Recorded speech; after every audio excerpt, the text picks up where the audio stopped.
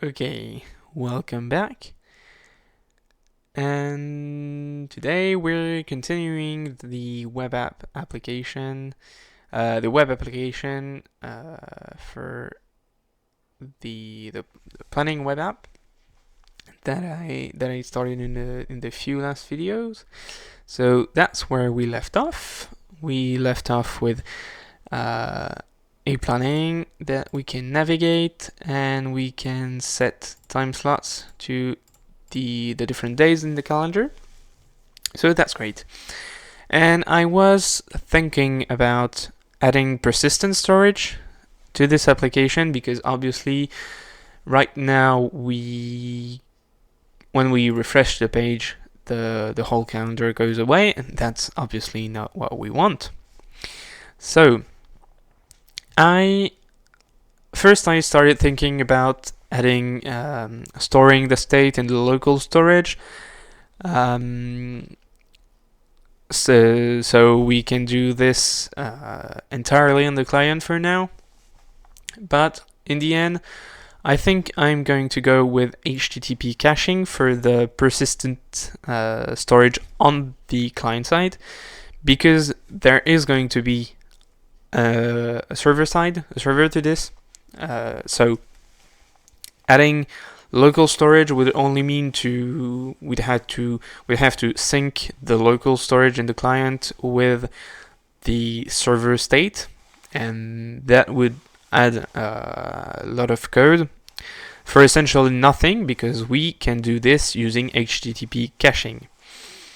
So I was looking at this fantastic MDN web doc, which explains how caching works and what we can do to cache, and for example, how there is storing the request in the cache so that it will be reused. But there's also the validation part. So essentially, what happens when you make a request to a server and the server responds to you, your browser caches the response, so it stores it in its memory. And when you make the same request, the server could have set some headers in the response to say here max age, so this request can live is fresh for I think it was a week for this. So this request is fresh. Yeah, it's a week. So this response is fresh for a week. So if you happen to make the same request, you could just use what you have stored. But for our application, we should always ask for the latest information, because it may have changed. Although in my use case, it's not really it will not happen a lot, because all of the modification is done from one and only one device. But let's say we always want to get the latest data from the server, but there's a way to still check if the data has not changed in the server, and in this case, not download the whole state again if it had not changed. So this would essentially mean that we have no cost to not storing, not reusing the requests that are cached, but validating. So that's what validation is. It is not using when the request you have in the storage, in the browser storage, is it's called a stale response. So it's not fresh anymore. It should not be used. It should not be returned to the client. Then you can still validate. So just ask the server, hey, is this thing that I have, was this modified, or is this still the current version of what you've got on the server side? So you have essentially two ways to do this. There's this if modified since header. So you on the client side will the browser on the client side will store the response at which the time at which the response was got from the server, was sent by the server. And when validating, just say if modified since the last time that I requested it. And so on the server side, you just need to store the last update date there was on your server, on your data. And if this date is even if the data has not been modified since the slice request was made, then you can respond. It's all right. You don't have any modification. You can respond with a 304. The server will respond with a 304 not modified header, which essentially costs nothing because it's just a few bytes. So that's really great. So that's how we'll have persistent state on the client side. It will be really easy. The whole caching will be handled by the browser. We'll just have to do some work on the server side to make sure the caching, the request, the data is not really cached, but is validated each time the client wants it. The client reloads the app. But that's very easy to do. And yeah, the E tag is the other way to do validation, but I think the if modified since will be much easier to implement and much more precise too. You don't have to compute any hashes, because E tag is essentially you store a hash. It doesn't have to be a hash, but it's usually a hash you store, and you have to compute the hash to see if the data has changed. So that's a mouthful. Here you just store the date, the last modification date in your data, and you're done. So that's work we'll have to do on the Actix server that I'm going to make. So I think I'm going to go with Actix for the server side here, because it's one of the main frameworks, Rust frameworks for doing a web server. It's blazingly fast, although I don't really care for that here. But I'd like to give it a try. So that's what I'm going to go for. But I decided to check how I was going to ask for so essentially fetch the request from the server and get it back from my and get it back to so how can I get the data from my server in my U application, in my U application state? And that's when I found this U hooks crate, and this use async hook, which allows you to use it's essentially use state, but you can provide an async closure. So that's what you want when you're doing fetch, when you're fetching requests, obviously. So I think this, and here it doesn't use the suspense, but I'll check out the I should also check out the udocs, because they have added a suspense component here, and it's essentially using a this returns a suspension result, but I don't think this does. So maybe it'll be better to create our own hook for doing this. But actually, for now, that's not what I'm going to do. That is what I was going to do as of a few minutes ago. But I found out that in this uHooks crate, there's also this use map hook, and I like it because as you could see in the last video, the storing of the map, the storing of the application state, the calendar state in the application was really awful. It was the code was awful, and I didn't like it at all. So when I saw this, it piqued my curiosity, and there is this hook in this crate that allows you to store a map as a state, and you can set and insert and update and remove entries from this map directly from the hash, from the state itself. So I think for now we're just going to try to refactor the code a little bit to use this hook and see how it goes. And then maybe if I have time after that, I'll start implementing the server state, because the server side, because this was really my main focus here. But the code that I wrote yesterday using the use state and the hash map was so awful that I want to check if using this it would be great.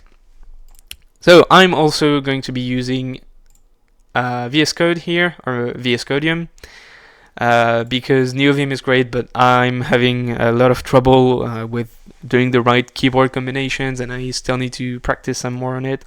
So I just want to go back to VS Code, which I know and which I know and love. I was only trying NeoVim because I find that, especially on this not so great computer, well, not so great. It's still great, but it's having kind of trouble. And VS Code being a very heavy application to load, it was taking quite some time. But NeoVim is too much of a trouble for now. So I'll just go back to VS Code for this session. So yeah, let's get started. So the first thing is, obviously we want to add our, that's what I'm talking about when I say VS Code is it's a lot slower than NeoVim, so that's why I switched to it. Even for spawning, but also the recording is also taking up some CPU, so that puts a lot of stress on my computer right now. But let's try cargo add, and it's called uhooks.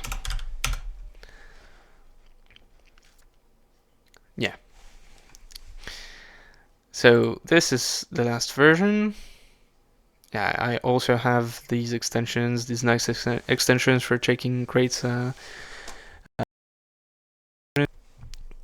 But that's great. So I've added this, and let's break things down, even by. So you just provide it with the hash map. So these are the time slots. So let's go for the time slots for now, and then we'll change the calendar to use this. So let's we should also be importing that.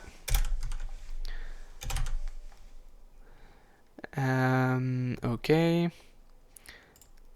So this is use map, So as you can see here, Rust Analyzer is having some trouble to load everything. And to format, it should be formatting, because it's missing a parentheses. Okay.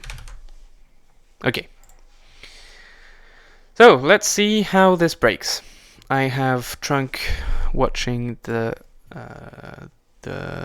compilation here.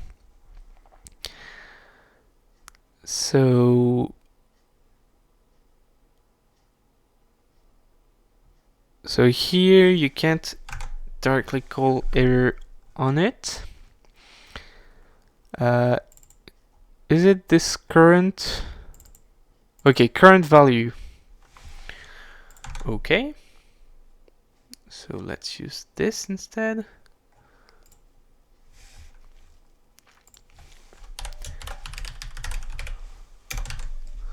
So what does this do? Get immutable ref to the map. So this gets the map itself, the map's value. What do we have next here?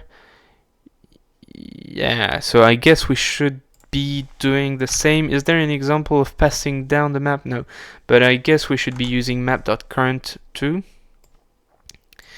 And we'll probably have to clone it. Timeslots.current. And what's the error in this? The trace into prop value is not implemented for ref, so yeah. Is there any other? I should look at the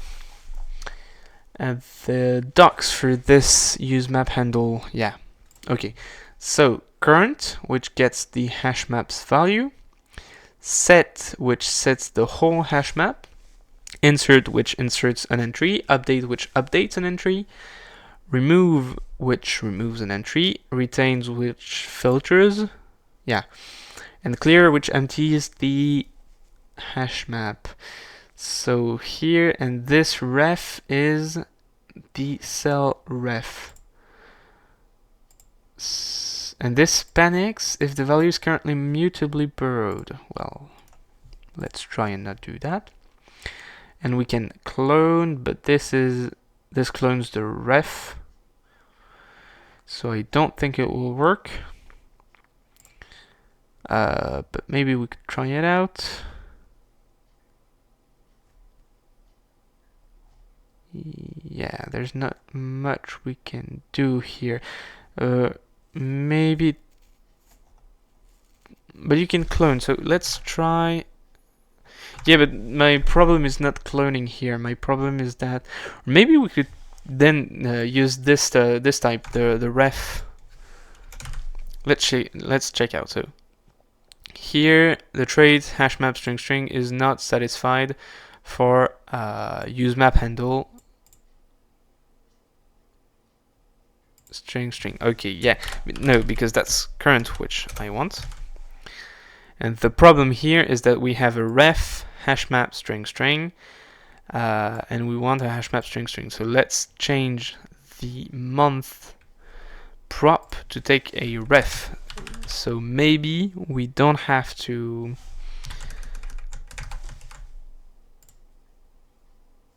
ref, we have to import it. Okay, and I think it's taking a lifetime specifier. So will I have the right to do this? No.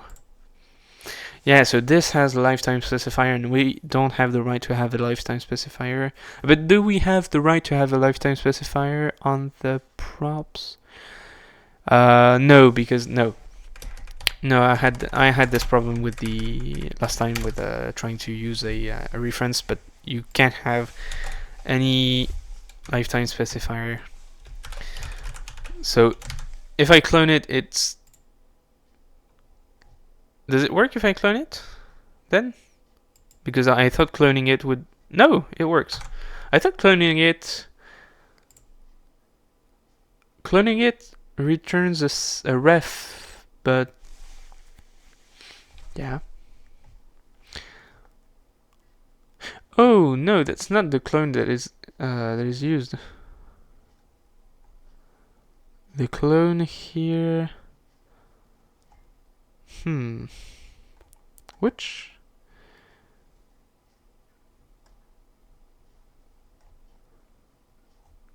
No, there's no clone.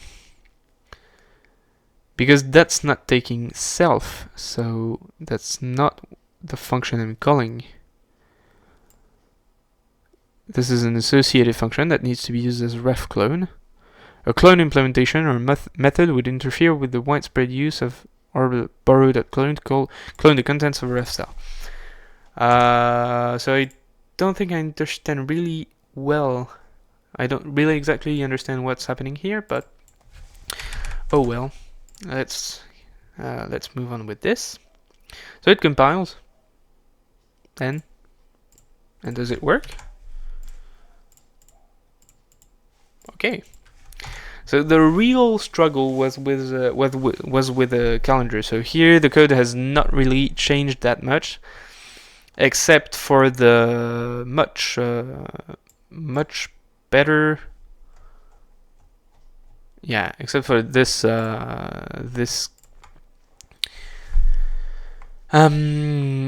syntax here, which I really like. Well, this was not that bad too. Okay. So let's check out how we can if we can do the same with the calendar here. So that's a use map, and you remove the closure. Okay, and now here there is the same problem, although yeah. So that's what I'm talking about. So here we clone the calendar, so this is a use map handle, and although instead of having to clone the entire map contents, modify the cloned one and setting this the new value of the entire hash map, which could get really big in this calendar. So imagine having a calendar storing a hash map storing two strings. A key and a value, and the value will in the future be a structure with multiple attributes. Storing this for like a calendar that spans 3 years with data for every day in 3 years, that would get so slow. But here, we don't need this anymore. We just need time slot. So calendar dot insert. Calendar dot remove, and this there's no need anymore. Oh no. Do we need this? No. Oh, we do. We do. Okay.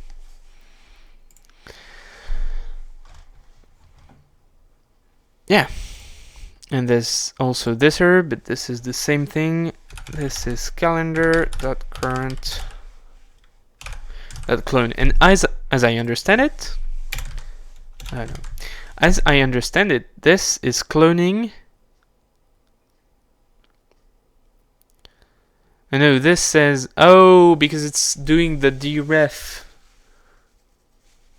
Okay, yeah, no, so this is still cloning the entire contents of the hash map.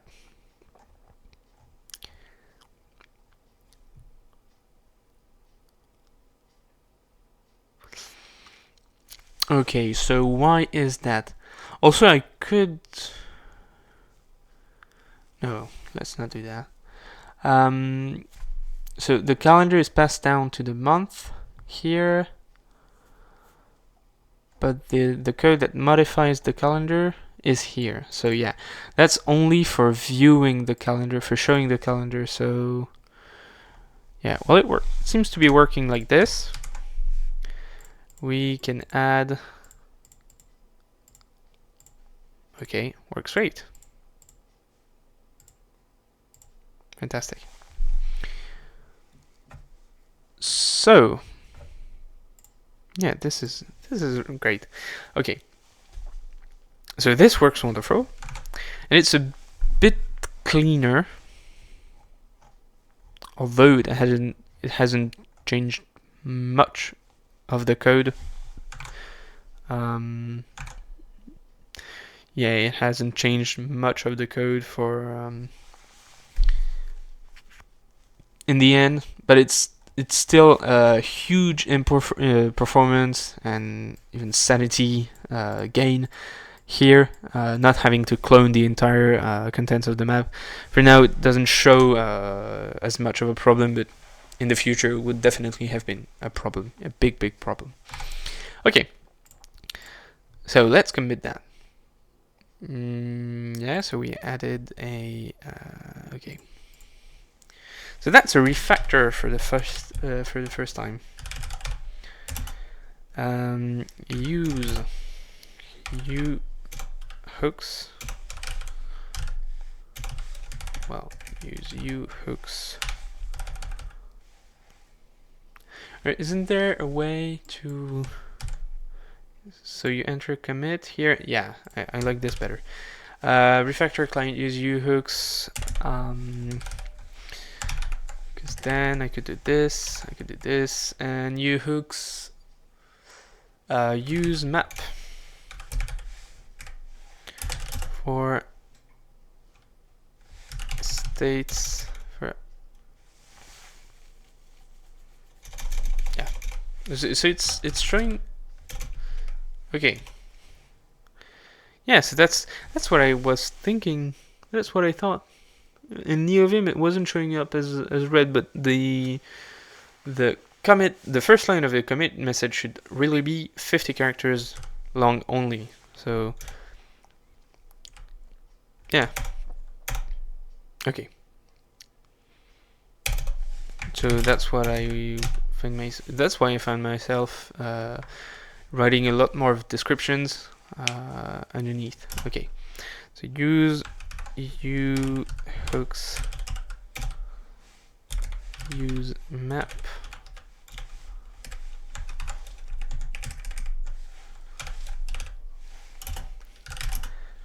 when storing hash map when instead of use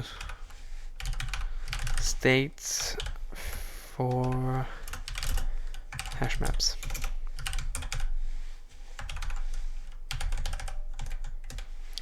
Okay.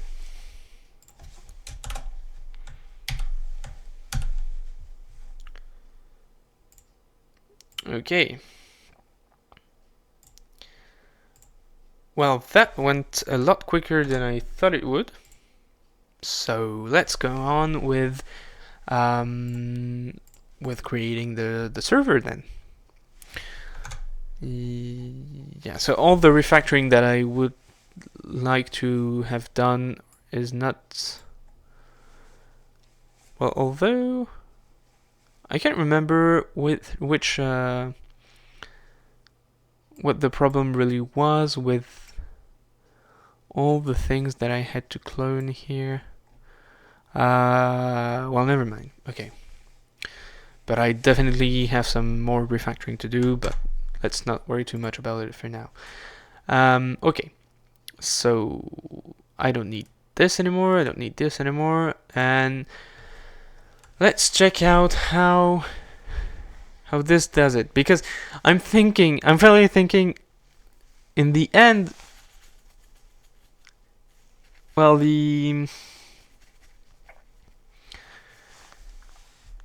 let's say user, because in the end, what really happens here is I'm using use map, but the state that's in the map is what I want to get from the server. So because I have to pass it a hash map directly, there's no way I could use the server state in this use map state is hook. So I'll have to change it anyway. So maybe it wasn't so great for me to do this, but let's see. At least I've learned how to use this use map hook. So render as you fetch. So that's what I want. But it doesn't really show an example of how to do this with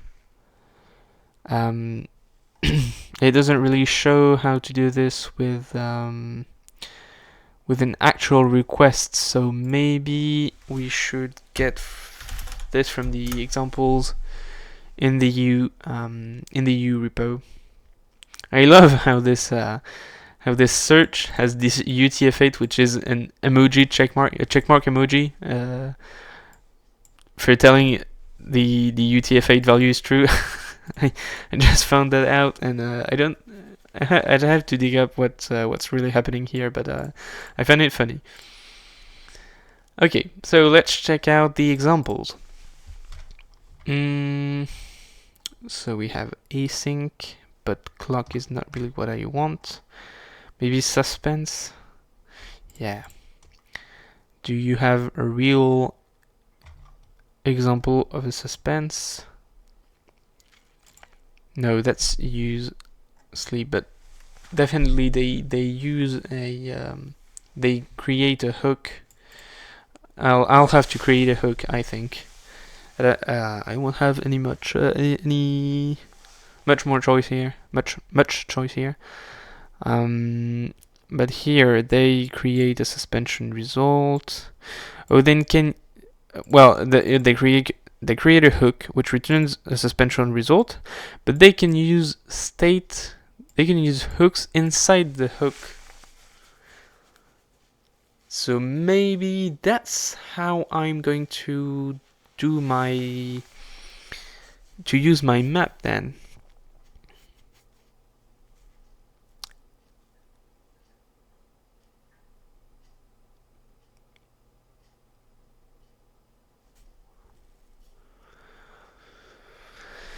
But they're using a whole reducer here. I don't think it's I don't think we have to do this.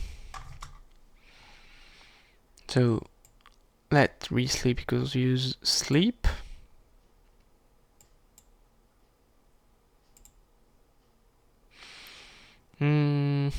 Value.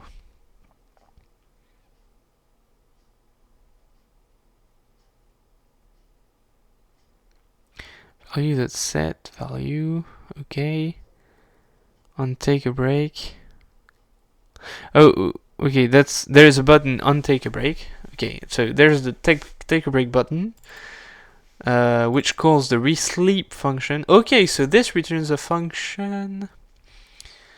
So in fact, it does return a function. Can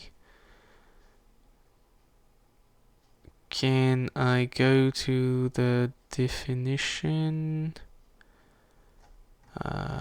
No, I can't. Okay, so let's check it out here. So it returns a function you can call.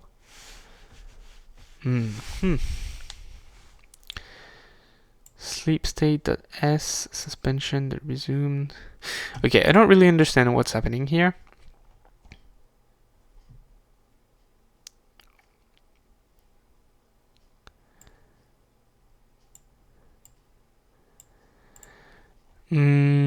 But I don't think it really goes well. Okay, well, let's try to find a real example of what we want to do. So suspense fetch, because what we really want is the suspense and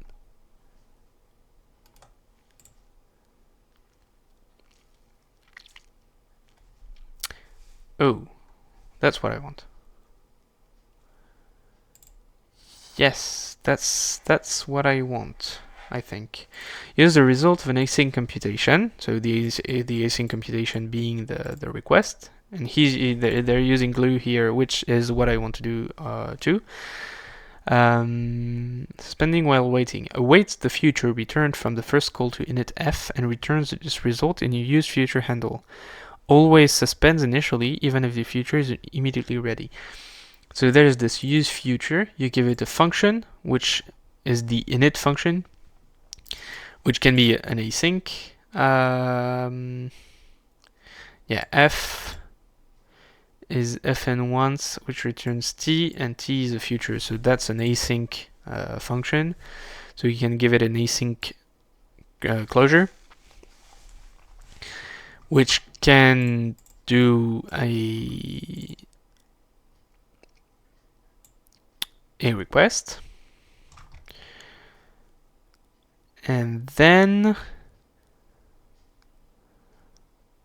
but they're not using suspense here. So when they're saying suspending while waiting, they're saying that we don't show anything. Let result HTML equals matRes. Okay, refres.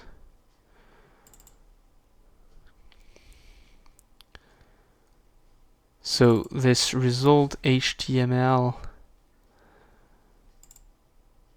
they're showing here as the response or the error, and then you just show it here. But then this means that this doesn't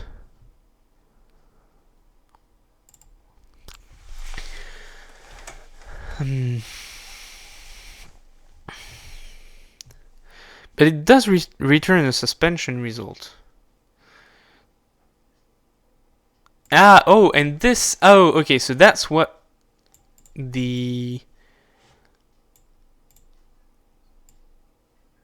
material returns. So this returns an HTML result, and so further up, this will pick this HTML result as the thing that should trigger the suspense or not. So am I understanding this correctly? So yeah, this content, so there's the component which gets the result, gets this async thing. It does so by using an sort of an async hook, which is so there's this way of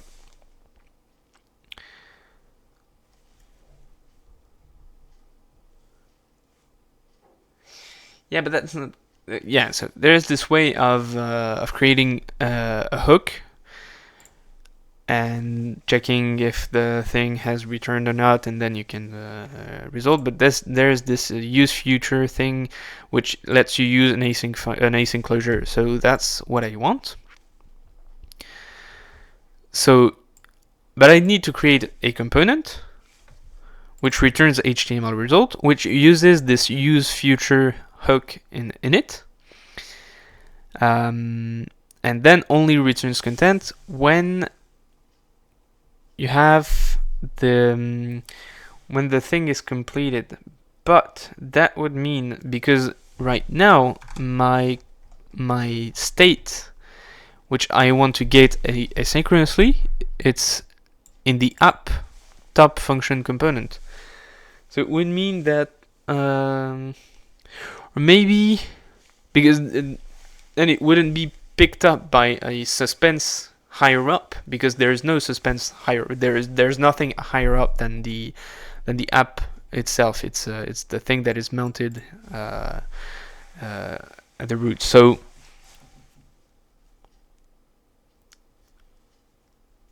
maybe I should change this just to include a suspense to wrap the app around it, or maybe but so the question is here, can this component return an HTML result? Yeah, that's the real question here. So obviously you want me to wrap this in an OK.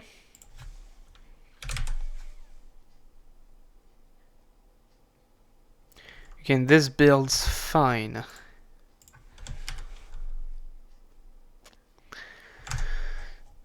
But obviously there's no thing that makes it wait, so let's induce a fake. So do I have something like this in this uhooks fantastic library? Okay, is there something like a use sleep or use no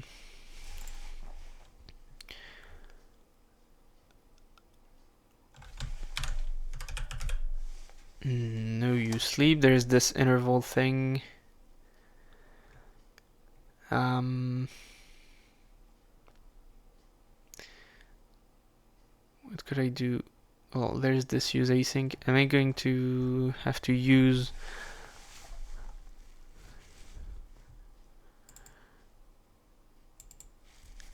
Yeah. Am I going to have to use glue here?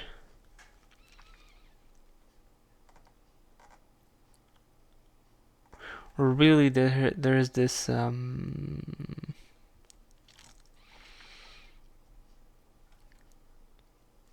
use throttle? No, use timeout. That's exactly what I want, I think, maybe. A hook that schedules a timeout to invoke callback milliseconds from now. Yeah, no, not really.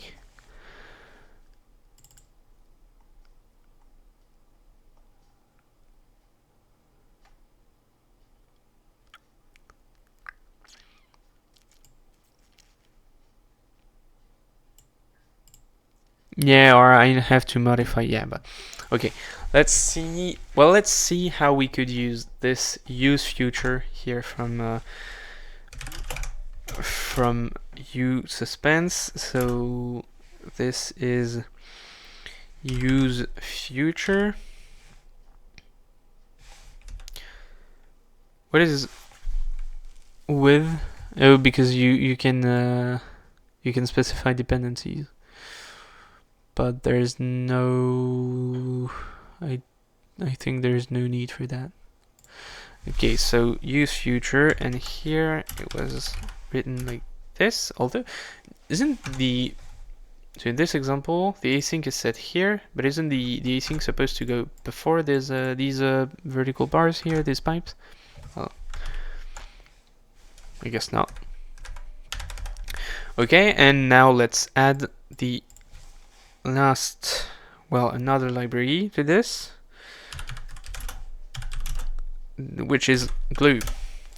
So glue, if you don't know, and which, okay, so glue, if you don't know, is this modular utility modular toolkit, and it provides some really nice modules here for dealing with the console, dialog pop-ups, events, files. So a lot of great thing here, and we're going to use probably timers. Or isn't there a, or maybe it was in utils? No. Isn't there something that sleeps?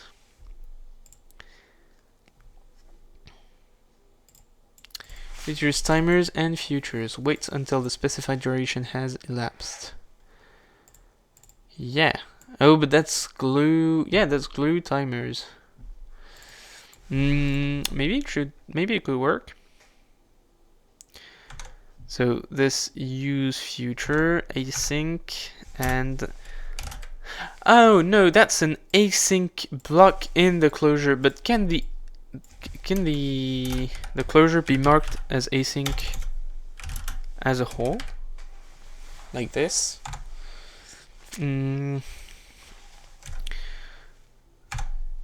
So this, and then glue timers. Maybe I need to enable these features. So glue equals version equals this, and features equals this, and we need timers and futures.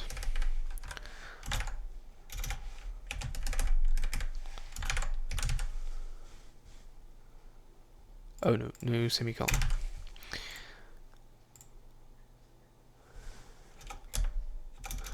Okay, does this suits you more? Still need for Rust Analyzer to build to load everything, to build the glue. Okay.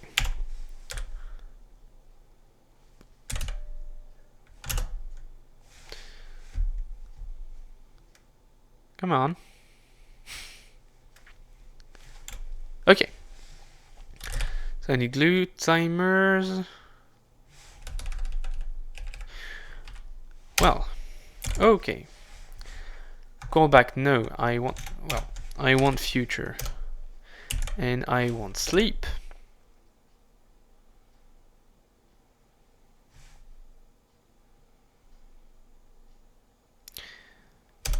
Okay, and I need a duration. And let's say 5 seconds. No, not seconds. Let's say maybe 2 seconds. 5 seconds is quite a long time here. Async closures are unstable. Okay. Well, that solves it. So that's why we need an async block inside the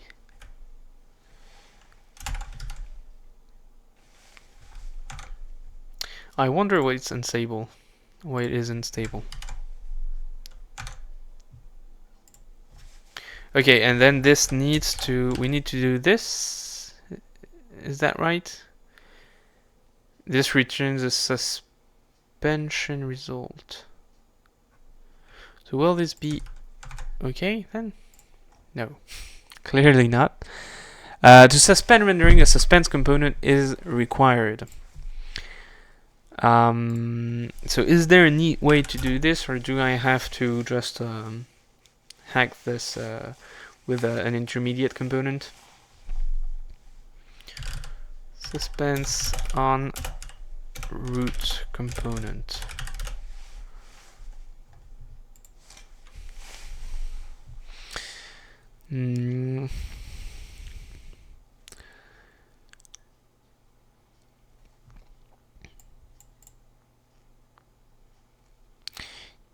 Yeah, obviously. I don't think there is anything here. Server-side rendering.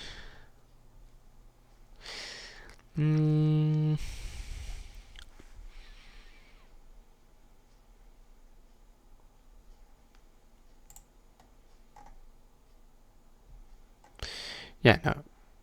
I don't see anything. I don't see anything here. So let's create a fake component. Let's call it suspense app, and this will return HTML, and just do HTML with a suspense.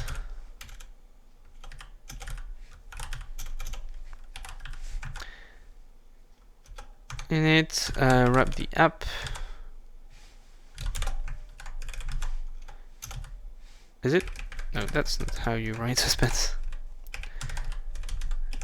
Right, that's better. Okay. And this seems to compile, or maybe it doesn't. No, because no. You still need to do this, but this should work. Although this compiles, but it doesn't. But it fails at runtime.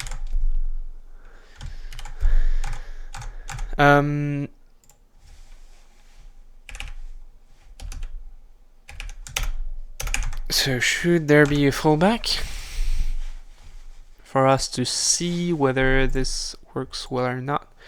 I've mistaken. I misspelled suspend here too. How do we do fallback? Yes, that's right. So at fallback equals HTML. Let's say loading, and so that way we can have a fallback.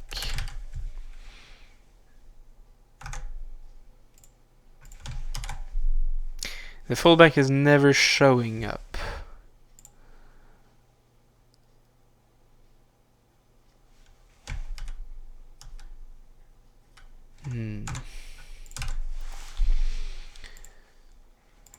Although we have a suspense, we have the app in there. So is this never returning?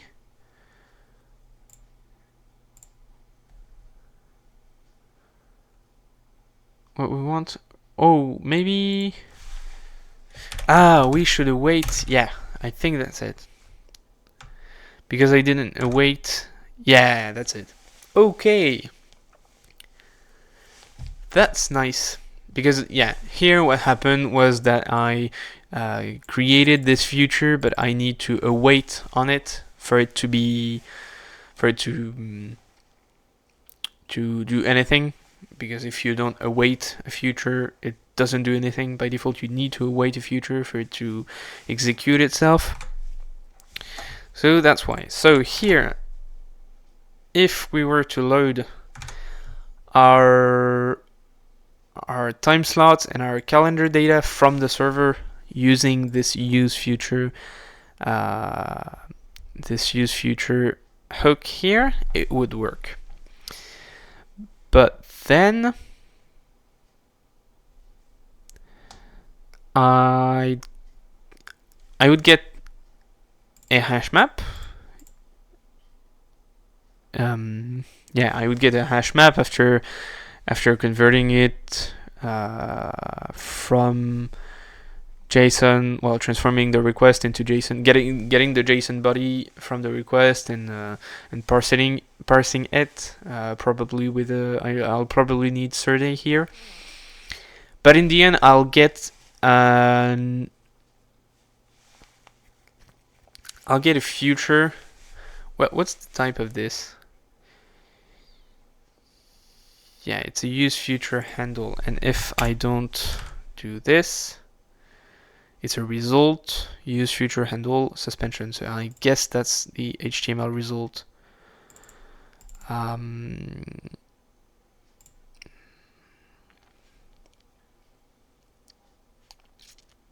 maybe not, but anyway, it works. So this, I can use the question mark operator in it. And so this is a use future handle. So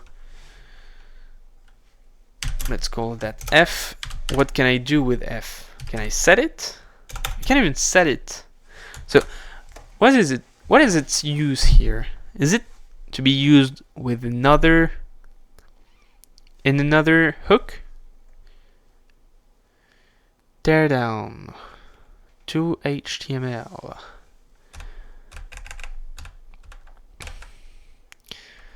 You can clone it, obviously, but that doesn't help. You can extend. How is it extendable into HTML? You can transform it into HTML, but tear down. Okay. It is ORed with something, I guess. To HTML converts this type to HTML. But how do you know? What do you do? I mean, this returns nothing. I think. So how do you transform this into HTML? How do you know we can transform this into HTML?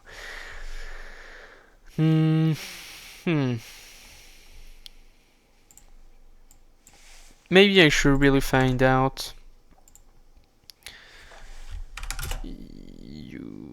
You suspense.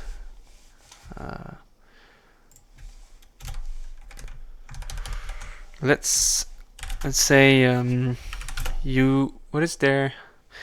Let's check out a real world example. I think there's probably an app. Yeah, Rust U real world example app. Thank you, Jetly, for doing this. I hope it will help.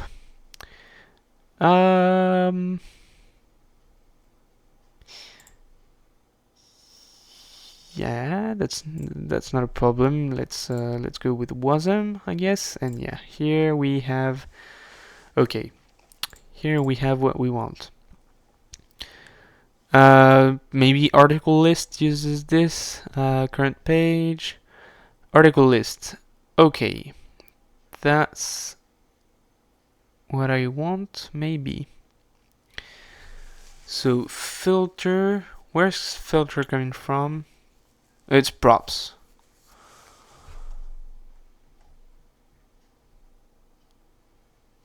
Okay, but we don't care about this. I think we don't care about this. Where do you load? Is it okay? So you create a service here, and this can get either all by author and all that. Use async is from. Is it from UHooks? Yeah, I think it's from UHooks. So is it not using suspense here? Because if it's not using suspense, there's then I don't want I don't want this. So there's the app. And the app's in there.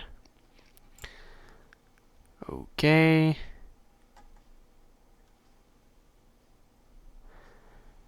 Okay, and when you are on article, maybe not article, maybe home. Where's this article list component? Yeah, article list is used here. So this is the main view component. And this doesn't use suspense on the article list.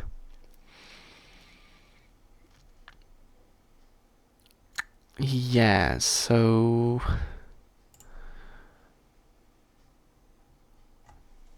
let's search. Is there any suspense in here? No. Okay, so that's not helpful at all, because I'd like to use suspense. I mean, it's a great feature. It allows you to show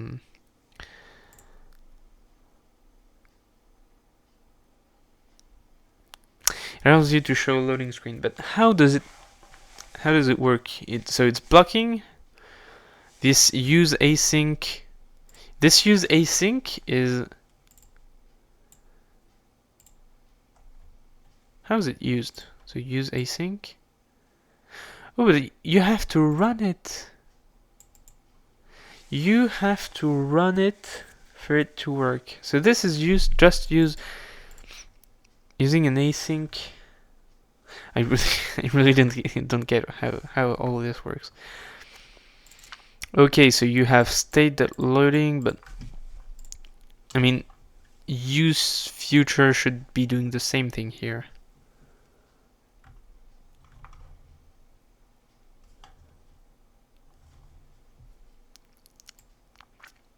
So it's getting the result in this variable here. It's not doing state here, it's doing a variable because it's using HTML.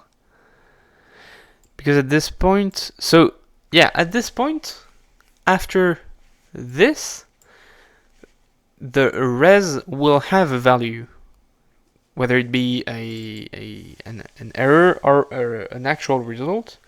So instead, we could maybe use the same thing here,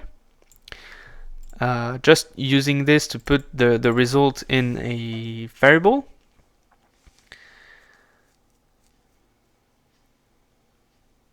Maybe, so yeah, just check. So yeah, we could request to the server we could request our hash map data to the server, get the result, get the response, parse the response,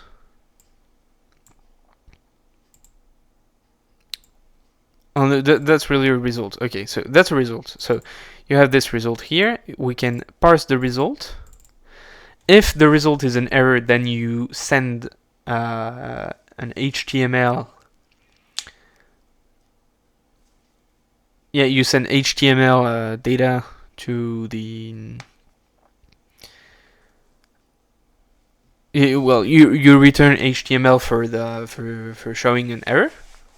But if there's the value we're interested in, so the hash map, can we put this in a variable and then use it to inside a use map state thing?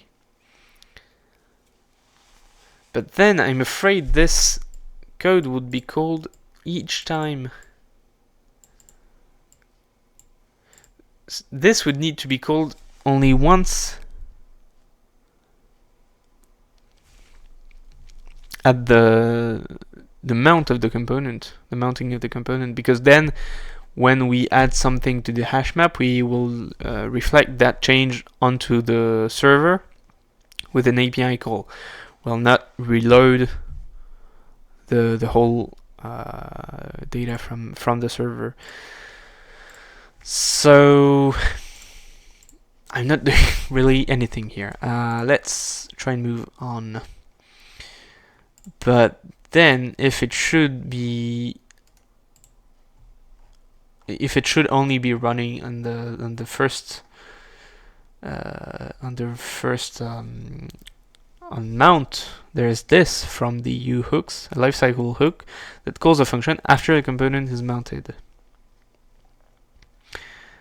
So this calls a function.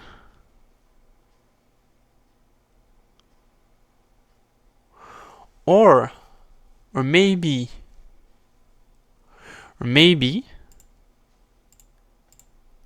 this is great. Maybe we create the this use map handle before this, and then we do use future, and in the use future we'll update the state. But then there's no need for use future. Except for, so yeah, the use future doesn't actually return anything, but that's not really what we want, is it? I really have a hard time seeing how this use future should be used here. Okay, let's try that. So here we'll do this after these two maps are created.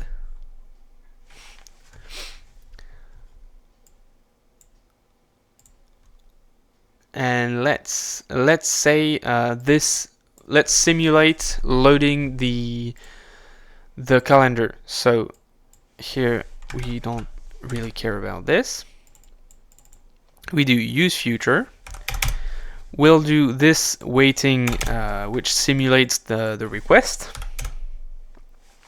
going back and forth to the server. And then, so we parse the result from this request when it will be an HTTP request, and we set the calendar to the value of this map. Would that work? Because if it does, it would be great. No, not from this, and okay, and so this would be naive date from YMD, and let's say 2024 1 and 15th. So the 15th of January 2024, let's set it to be an M1.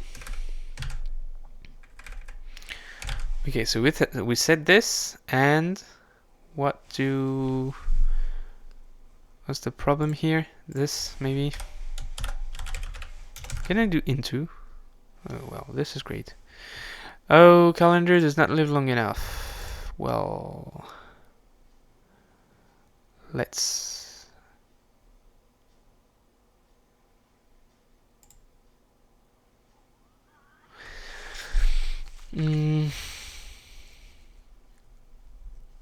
So we should move this, but then we'll need to clone this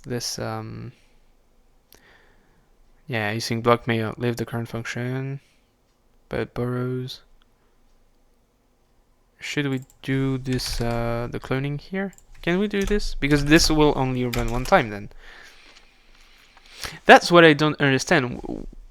When will this be called? Is it called only one time?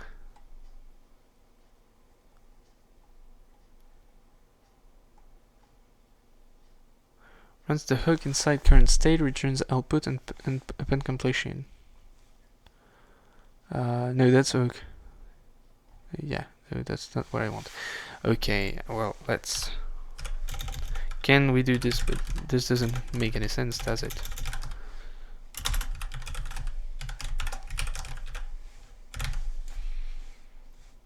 Yeah, because this is the same. So this should be this, and this cloning should happen here. And we need to close this bracket here. But then calendar does not live long enough either. Maybe it should be here. Yeah. And then the curly brace wouldn't be here, but it would be here. But that's the same thing. No, it's not there.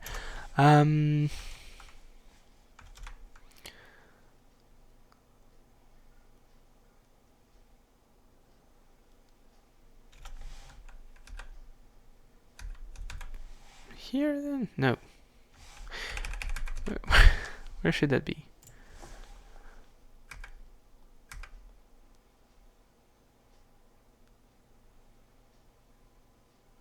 Oh, so I need to... Oh, and I just need to remove this one. Ooh. Paper's calendar, which is owned. Can't we... Yeah, we can tell this... That's not what I wanted. No.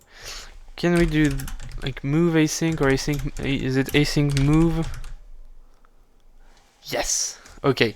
So let's just check if it compiles. And it compiles. Okay. Let's check if it works too.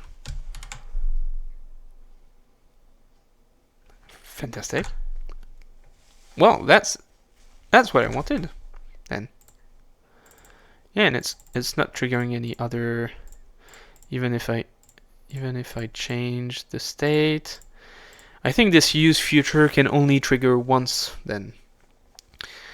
Or if you unmount and mount the component again. But it only happens on the component mount. I think that's what's happening. So let me recap what happens here. We create with these fantastic use map states. We create the maps, the map states that we want. This use future, when we load the application, this use future will create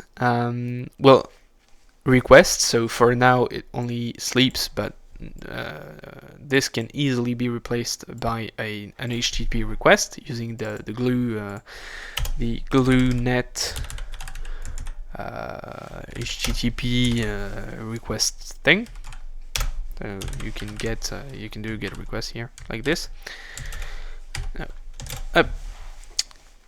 So this is simulating our requests, and once we have the result, which will be hopefully in the form of a hash map, once we have maybe deserialized the JSON coming from the server into using Serday, we can set this state using the set function to this hash map that we loaded.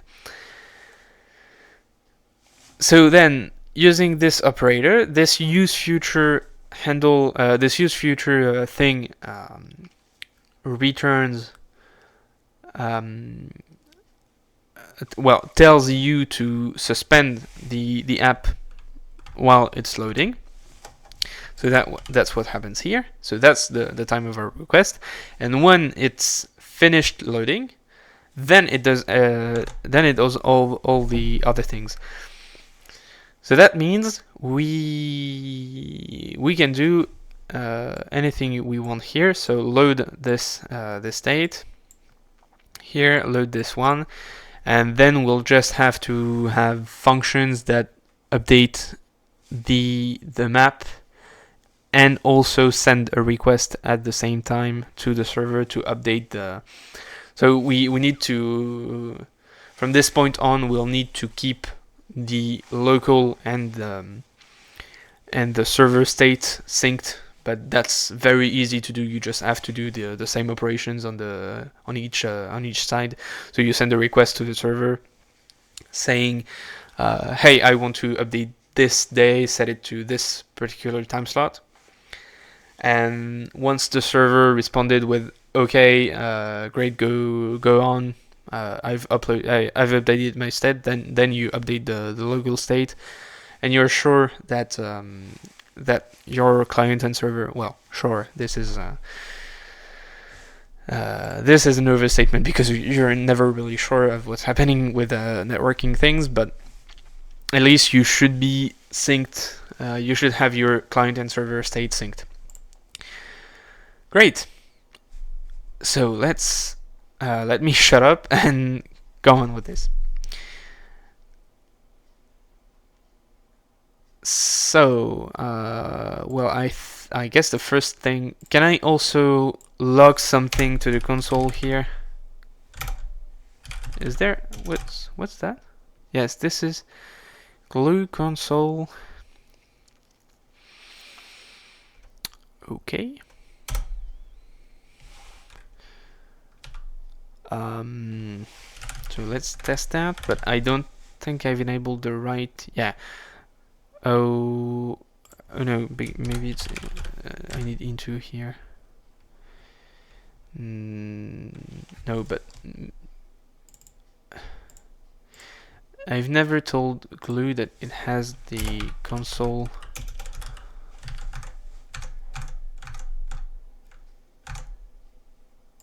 But that doesn't make it work. Okay. Which function do I have here?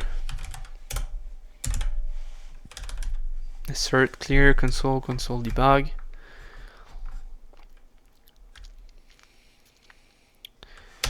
Okay.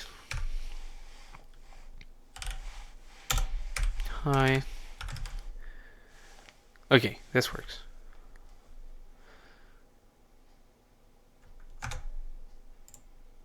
Okay, so I can log things. This will be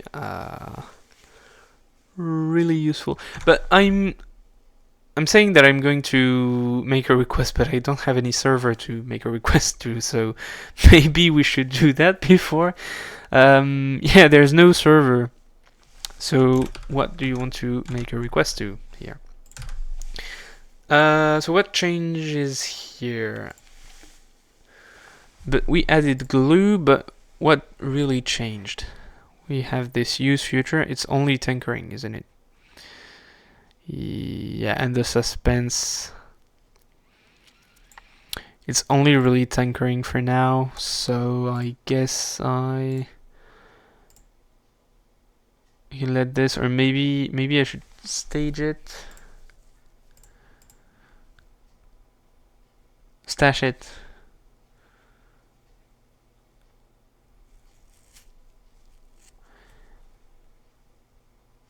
Yeah, I'm not too familiar.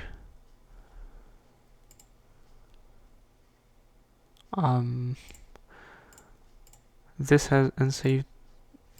Oh yeah, what's that?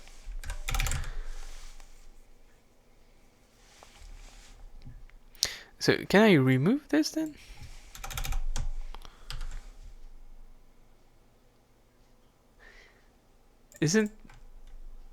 Doesn't this need, like, this console need the console feature flag?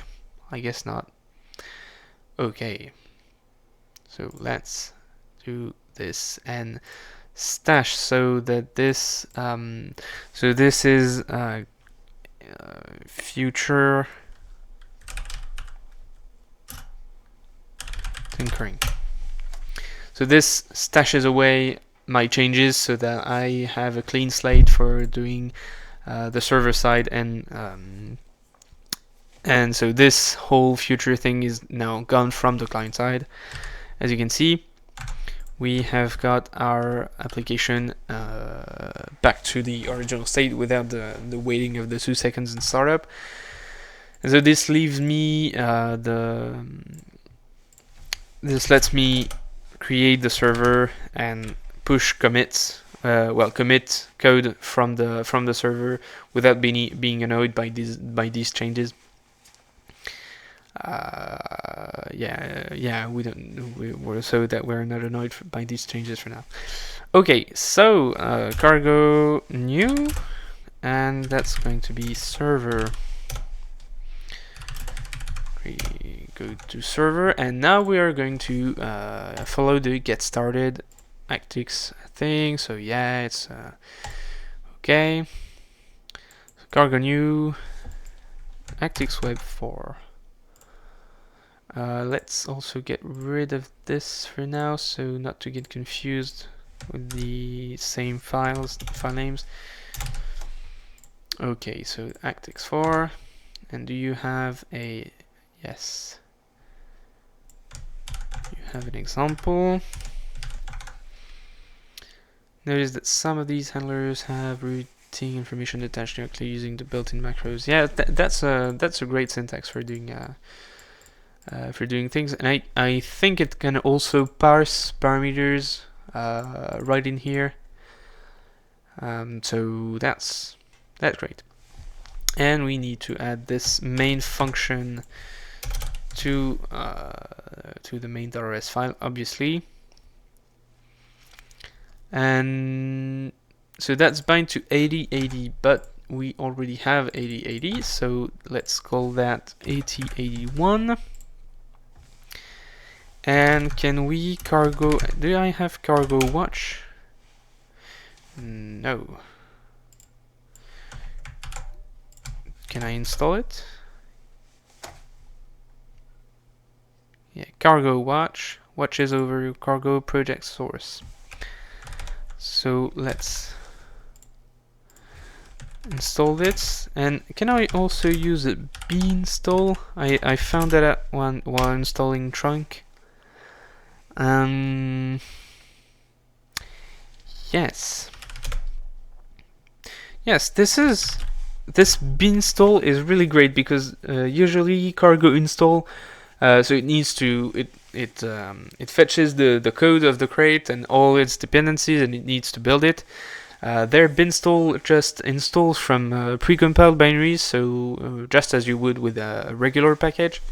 So it's really it's much faster. They're 6 seconds, and I can just do cargo watch because yeah, I'd like that to automatically update to the code to reload, the server to reload when I make changes, just like the trunk does with the client. So we can have very easily.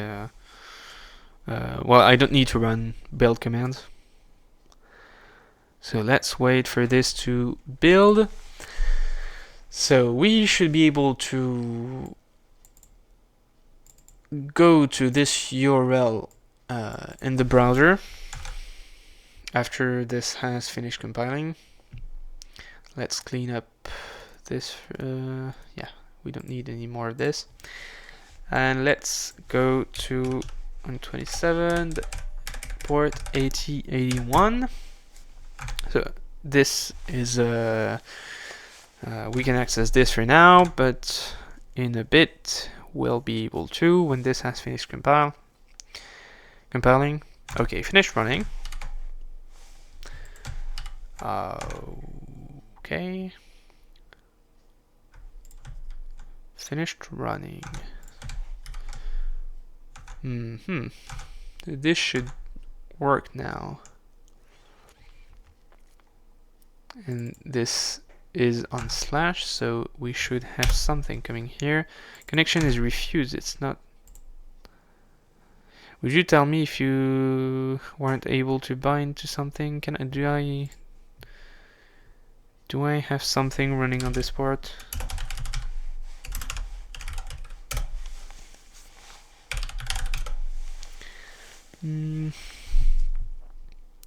Okay, so trunk on 8080 and there's nothing running on 8081.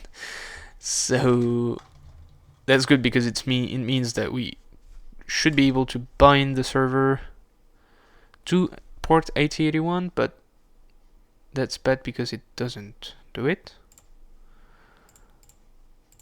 Yeah, it's running. Rust planning server. Oh, finished running. Exit status 0. Huh. Well, it shouldn't finish. Well, maybe I'll just run it manually. And why does it need to recompile everything?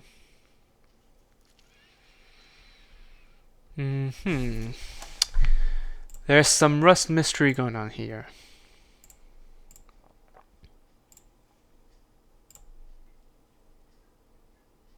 Well, we still need to have to wait for this to compile.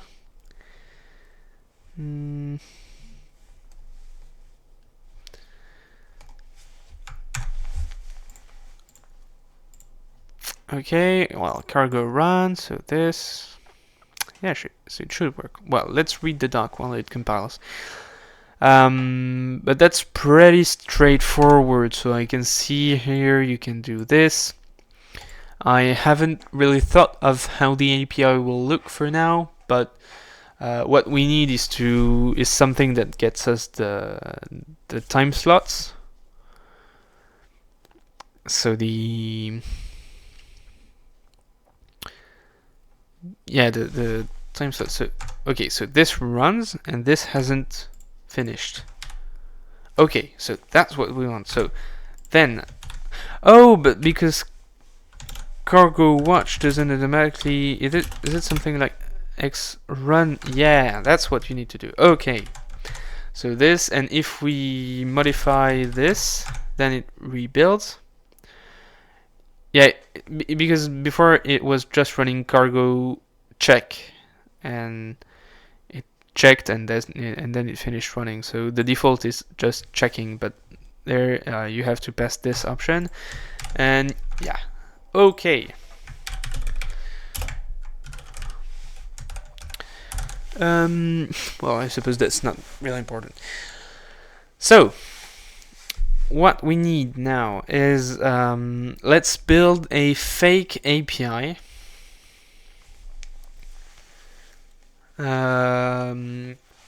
Yeah, so let's have API.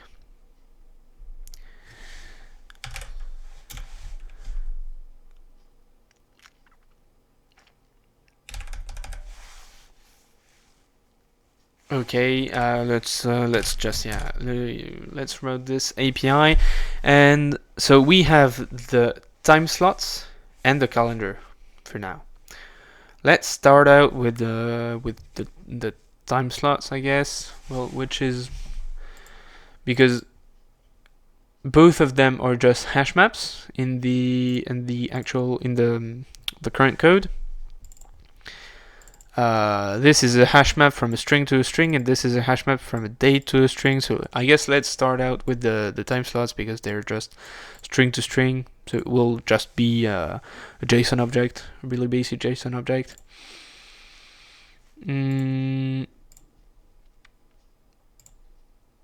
So yeah, if we do a get on API time slots,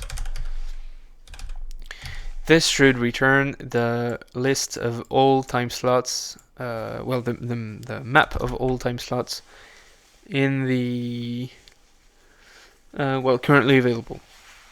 So let's Let's create a fake hash map here.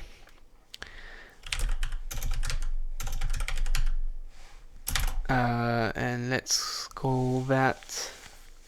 Although I guess in the end, because I'll probably be saving these as plain JSON files. I think that would. Oh, but yeah, but there will. So we could optimize this by. Maybe we could do this. So what if the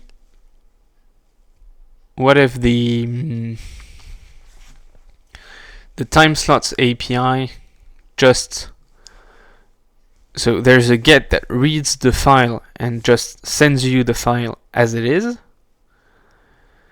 and there's a post API which can add a time slot, although I guess we'll just not do anything with modifying the time slots for now, because we just we'll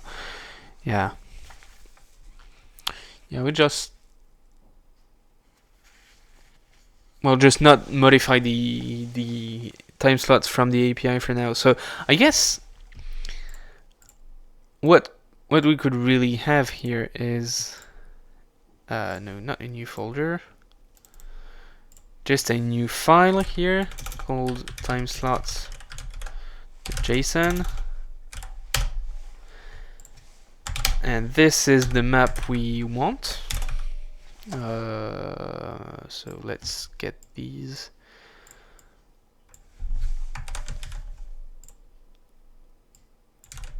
Okay, and let's figure out a way to transform these into JSON map. Yeah, this is really a great point from VS Code to have multi-cursor editing like this. I know we can do the same using Vim, like very powerful stuff, but I'm used to this, and this is really great. Okay.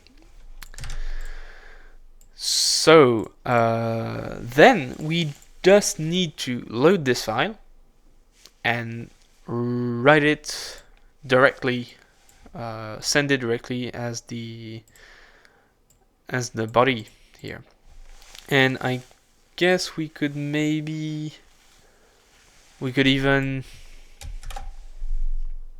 or isn't there something to serve a file? Yeah, there's probably something to serve a file. Well, it's not exactly a static file. Well, it is a static file. So yeah. Okay, you need a path buff. Directory no configuration. Oh, but okay. Yeah, use last modified. So it's even going to manage.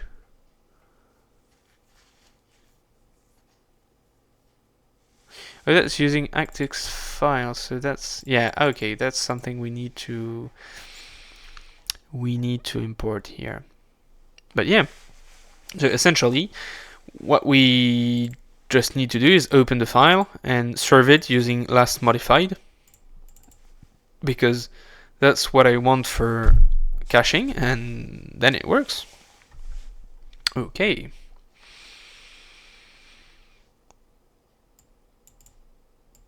So let's do this.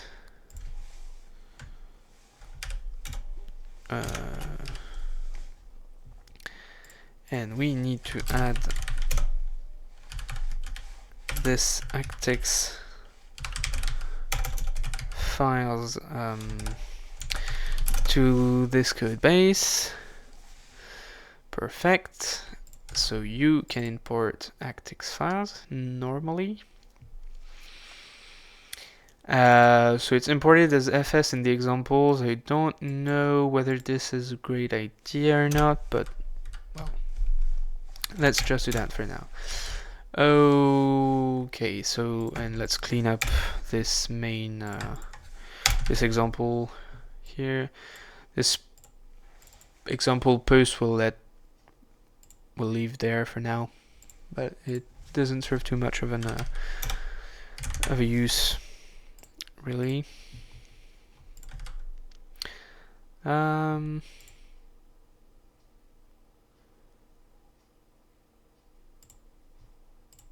you do some auto completion here, please? That would be great.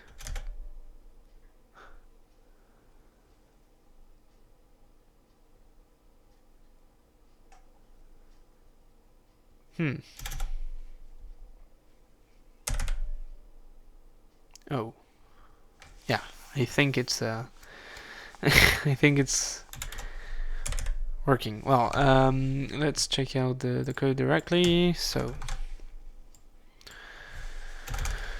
this, but this path is just going to be time slots that JSON. So this is a very crude API, and we wouldn't really. So this is a result. Well, okay, no problem. Yeah, so this is a very crude API using flat JSON files here. This is not really optimized. This is not optimized at all, because what I plan to do here is not load the not let the JSON file be loaded in the memory at any point, like through the different API calls. Oh, but then we'll have to, yeah.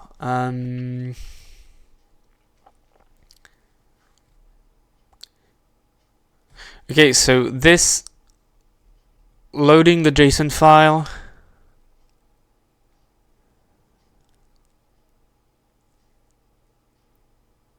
and modifying it and saving it back to the disk, because yeah. So what I'd like to do here is what I had in mind anyway, is I wanted to load.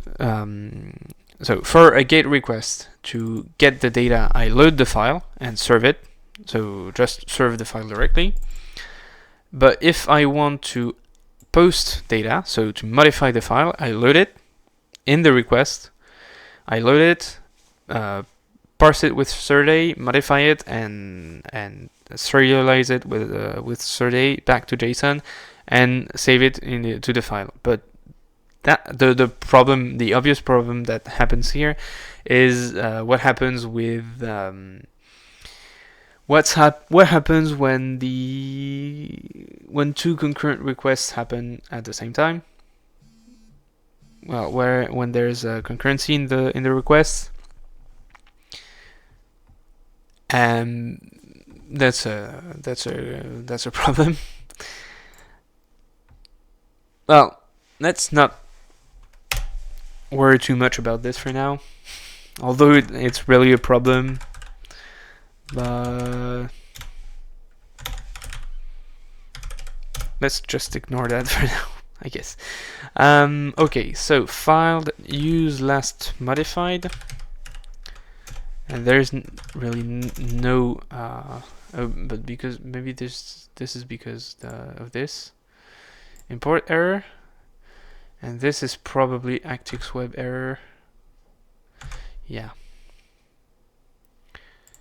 Okay, so import error, import Actix web error. So does this do? This doesn't do. But that's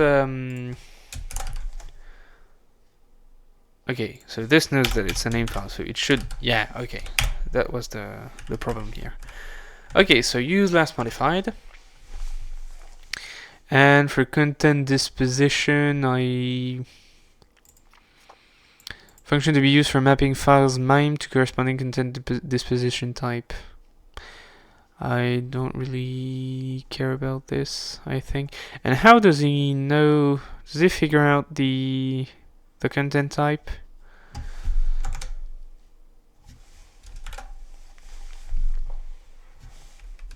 Yeah, set content type. I'd rather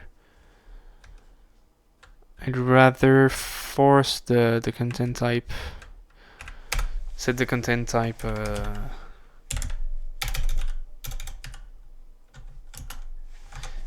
so which library is it from? MIME.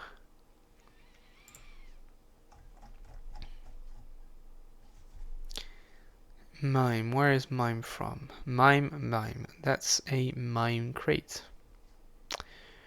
Okay, can I use it here? No. So you're telling me I need to import another crate? It doesn't really... Yeah, okay, well. I still prefer to do that because you can never know what happens with the content type. So let's add this MIME crate. It's not, yeah, there is no dependency. I guess it's just a big enum of all the known MIME types. So that's no problem.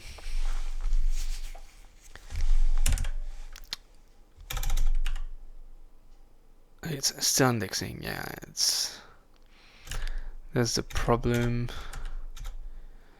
MIME, and that's MIME.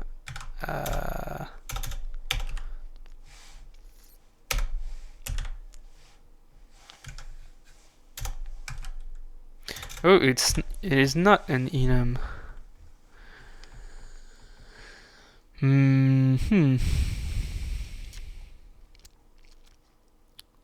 Is it from? Well, let's check out the docs for this. So docs.rs/MIME. Yeah, so you can do this. Oh no, because it's the values are directly at the top level of the crate. Okay, application JSON. That's what I want. Okay. So this is not useful anymore. This isn't too apparently. And you want a result, and I'm giving you not that. Okay. And cannot find value hello. Oh, because it's not named hello anymore. So yeah. So is the dot service? I guess it's able to differentiate because between two functions named the same if the method here is not called the same. So let's just call that API time slots for now. Okay, yeah, because it's transformed to a struct by this procedural macro here. So yeah, so API time slots, and you have time slots. This loads this file, which should be this, and it serves it directly to the users. So let's check that out. Great. So this is supposed to be JSON, and it is maybe, yeah, it is. Okay. Well, obviously it's JSON, but I just wanted to check that there was nothing shady happening here. So now that we have that, we'll try and fetch it from the client application. And for doing this, we'll just need to add a proxy configuration to trunk because it cannot access the server for now. So let's go to trunk.rs/dev and check out how we do this. So there's this proxy and config file. Although we could, yeah, we could just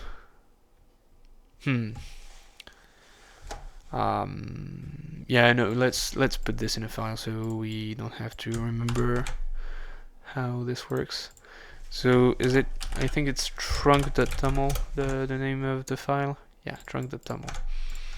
We can put this, and let's, yeah, I didn't version my API, but, well, no, it's not a problem here. So /API, and we'll redirect this to 8081. So this should work. I'll just launch that again. Yeah, so this says, did it tell it, did it tell me that? No, I don't think it was taken into account, so that's great. I restarted the server. So this proxies API requests, well, request to /API to URL starting with /API to my backend server. So now in the client code, we should be able to oh, so that's when we, okay, so yeah, let's commit this server code first. So that cleans it up, and we can, so trunk.toml we want, gitignore we want, cargo lock we want, cargo toml we want, this time slot.json. Do I, well, yeah, I guess there's no sensible information. Oh, it's not sensible, is it? No, it's well, confidential, private, sensitive. It's sensitive information. Okay, and let's just clean up this code too, because we don't need this. Let's just push things that we really want. So this we don't need, and this we don't need, and this doesn't exist anymore. So there is now really only the code we really need. And we should commit this. Oh no, yeah. And this is server beginning. Well, it's really the time slots get API. I think it will stay that way for quite some time. So okay. And now we should unstash the so pop latest stash, so that we get back this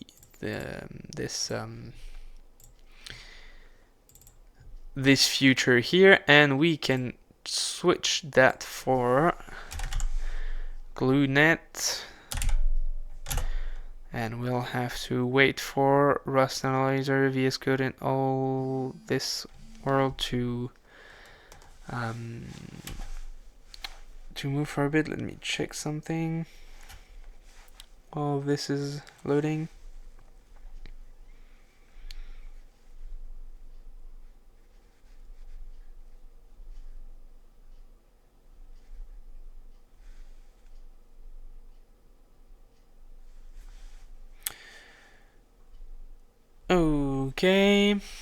Okay, so this finally decided to work. So this is HTTP request, I guess, and I want to do a GET request, and the URL is just a string, so that's great, and the string is /API/ time slots. So this, then I want to await it, and then I get the response, which or maybe not. So what does this, so this is a request builder, so this should maybe build or send something. Yes, send maybe. Yeah, so send, we await, yeah, because this is async, so we await this, return an error if there's an error, and this we can get the body from JSON. Oh, and Serdes, that's really great. So it seems like Serdes is already is already integrated to this, so we just need JSON, and we need to tell it which. Yeah, this isn't returned, so well, we'll check that. So this is time slots, and this will be a hash map from string to string. Okay, so this, and which block should return? Is it because I don't return something like this? Mismatch type. Oh yeah, so JSON is a future too, so await, and we also need to do this. Okay, and yeah, that's the type of the error, although, well, do you really need, what's the problem here? Consider giving this a pattern a type where the type parameter e is specified, because you don't know which error is returned. Oh, because that's a glue error, and you can only return an HTML something error. Well, let's check out what type we have if we... Oh, but you can do this. Okay. So what about this? So this is a result GlueNet error.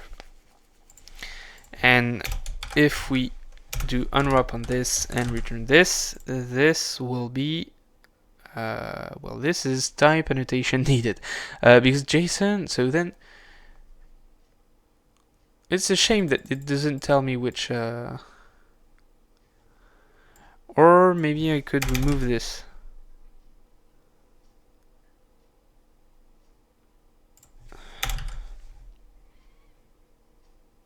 This is a result, so this is a result, okay. And error is GlueNet error.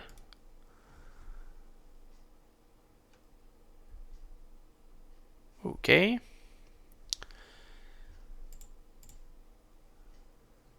So can we tell it this?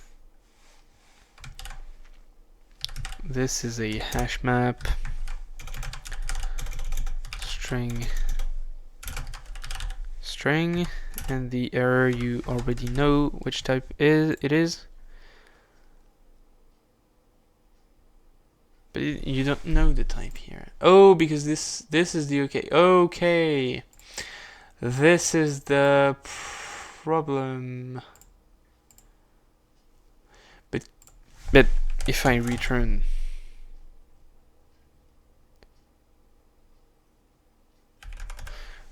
okay, well, I'll tell you.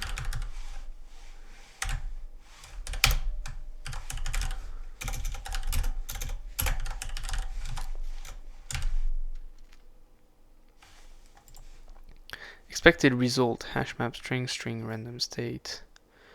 Unknown found hash map string. Yeah, because I'm telling you this is a okay, because so then can I remove the result here? Because I just want the hash map really in here. Okay, but anyway, this is a okay. Well, this is a use future handle using returning something that you know, and handle returning a result, something you know, and the error will just be GlueNet error then. Are you happy with that? Yes. Fantastic. So let's remove this because we don't need it anymore. Let's no, sorry. Okay, so this tells us that this error is the GlueNet error. And let's also, so time slots, this is time slots JSON, maybe. And so then we could debug. Does this have, no. Do you have format abilities?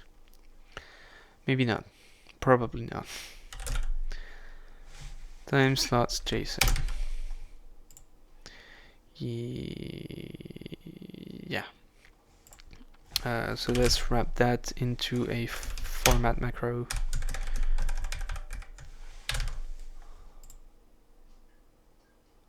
Oh, yeah. Let's debug, print that. And use variable time slots, but that's let's not worry about this for now. Okay. So let's see. Okay, this returns 404.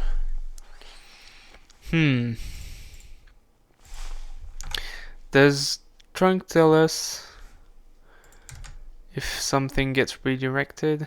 Is it really called time slots? Yeah, it's supposed to be at least.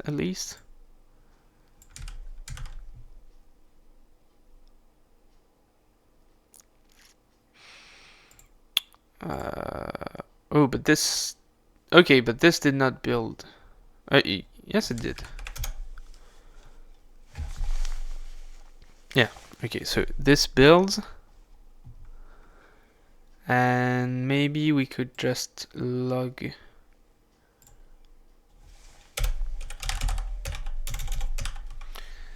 this this API call.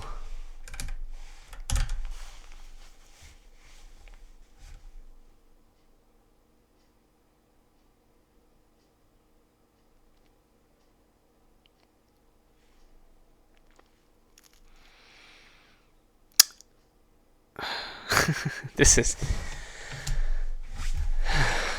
is sometimes painfully slow for not much of a change here. Yeah. Okay. So you are logged, but then you don't receive the. Okay, so it's the proxy that's messing up here, I guess. So this returns not found.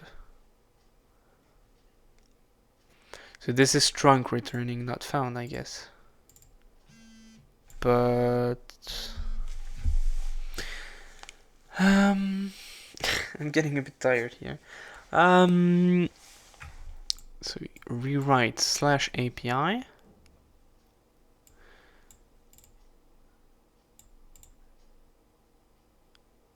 Oh, or do you want /API here too? Maybe?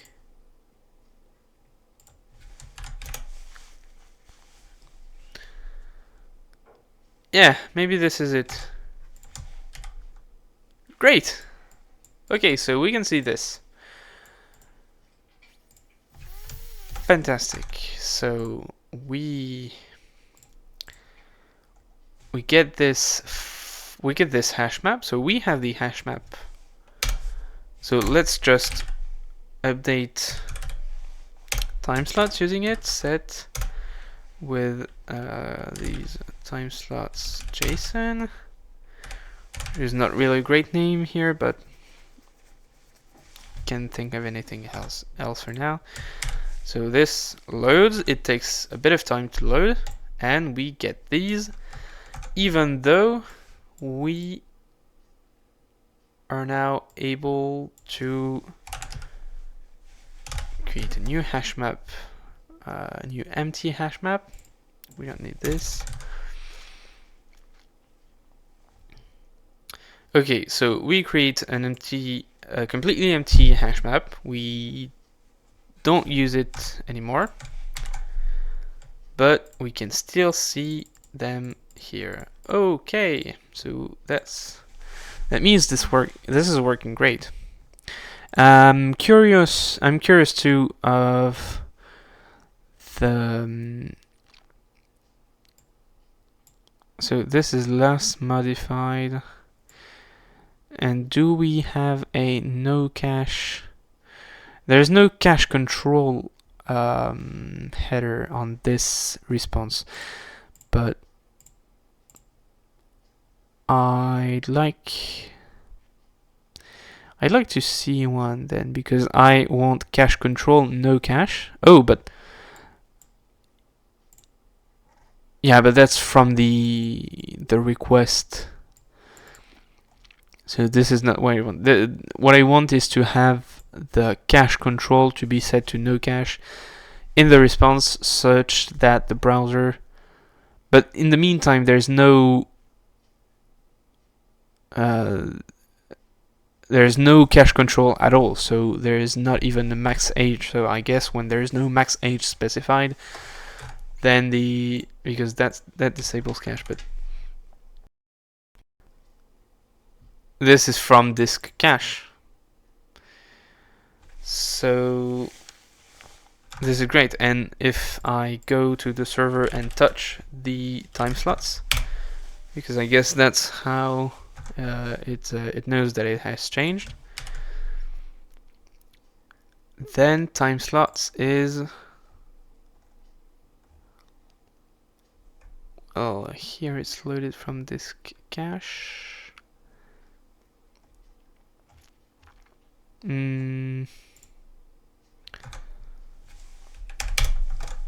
If I do that and reload, time slots is still loaded from disk cache. So can you tell me, can I see the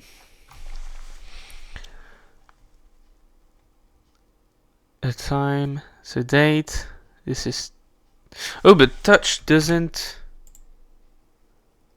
oh, maybe, okay, I need to use the right touch option here.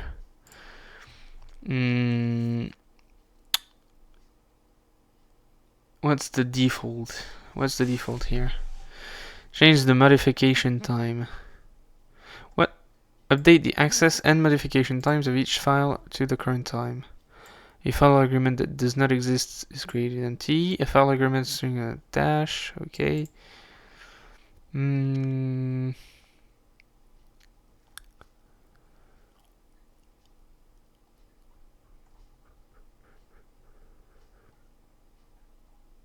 So it updates the access and modification times. Well, let's just do a real modification here, so that we can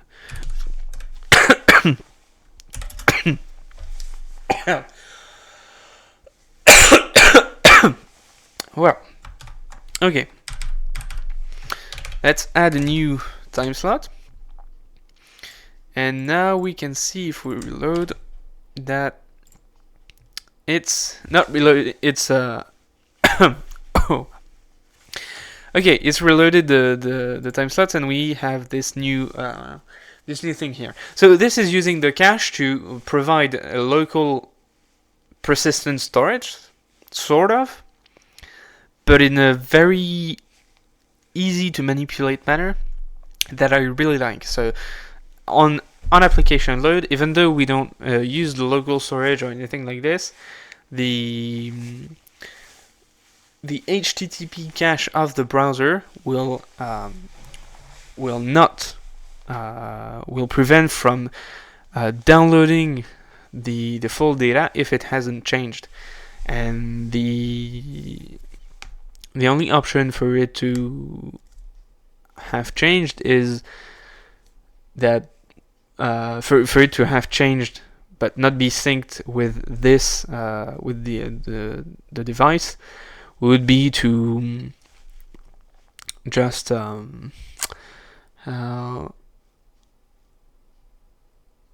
would be to modify it from another device, which will practically never happen for my use case, but it may happen.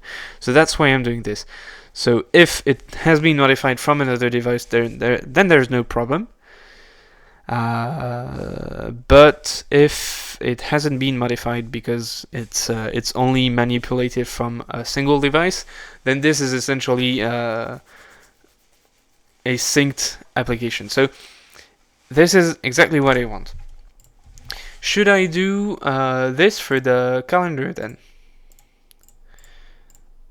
Because it's really the same thing, but for the calendar I need to... Oh, first thing first, I am going to push this.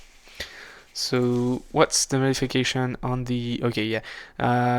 Let's revert this because we don't need it. This file modification, let's revert it to.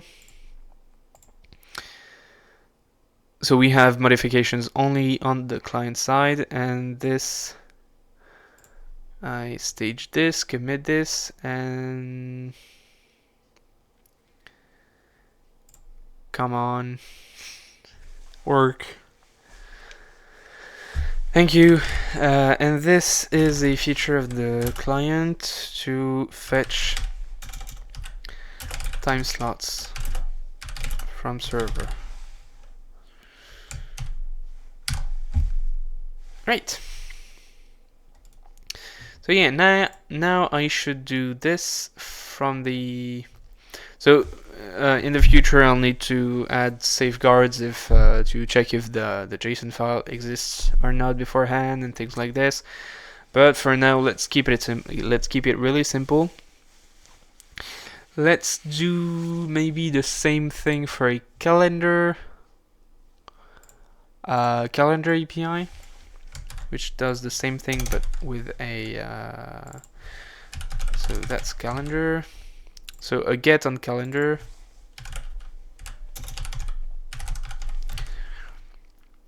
Okay, this will open calendar.json, and maybe we should put this in a data folder just to be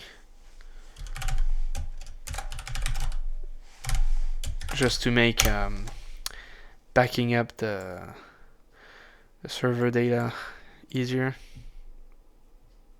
And that's not JS, that's JSON. Okay. And let's just put an empty object in here for now. Okay, and this will be from data calendar JSON and data calendar JSON timeslots.json. Okay, because I'm thinking about, obviously I'll deploy this on my server, and I'll need to... Oh yeah, this is great. Yeah, I'll deploy this on my server, and I'd like to back it up with my other services that I have on my server. So let's think about that, making it super easy to back up. So this should work. This opens data calendar JSON, and okay. We need to register this as that service API calendar. Okay, this builds it. And so now we should be able to do the same thing as with this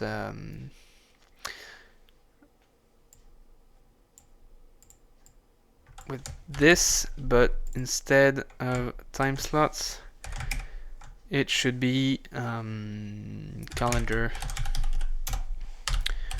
JSON, and this should be changed to calendar, and we need this to also be calendar. Okay, so we get the calendar here. Am I in the right spot? Yeah, okay. Yeah, so these are the two hash maps, which are created completely empty. And so does naive, yeah, so that's now a naive date. And does naive date implement third A? Oh no. Okay,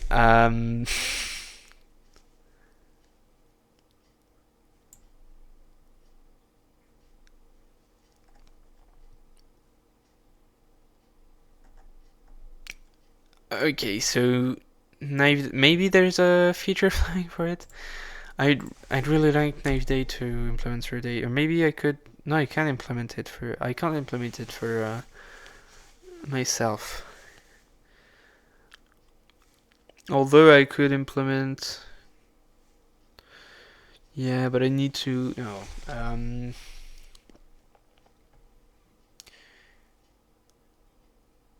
Okay, let's check out ChronoDoc. Oh. Naive date. Okay, is there any way you could implement Surday stuff? Because this would really... Oh, that's fantastic. Okay, this is really saving me right now. Okay, just add the Surday feature to the Chrono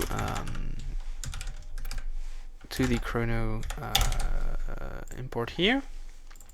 So this will enable code that was written in the Chrono library, but that's guarded by this feature flag to enable us to serialize and deserialize their types. So that's perfect. I just, well, I think that's all.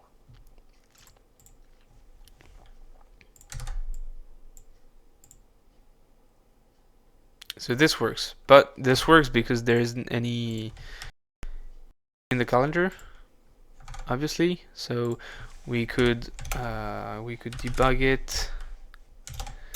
We can run glue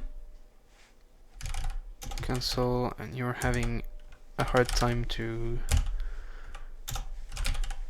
Okay, let's just do this from memory. So let's format, and this would be the calendar.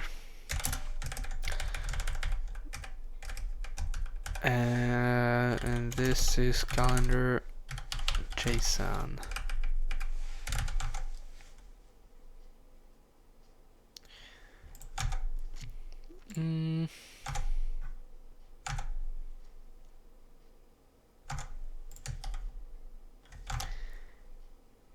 Yeah, my computer needs to... Oh, but it's the... Yeah, calendar is an empty thing. And now let's guess that the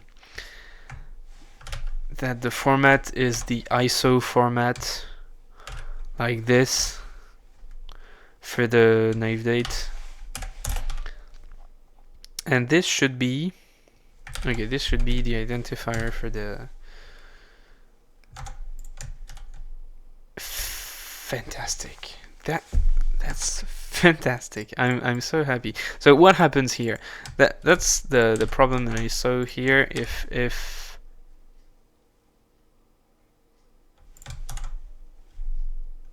okay, so it's red. It's red, but it's not the same red as this one, I think. Let's change this. Let's get a nicer color palette here. I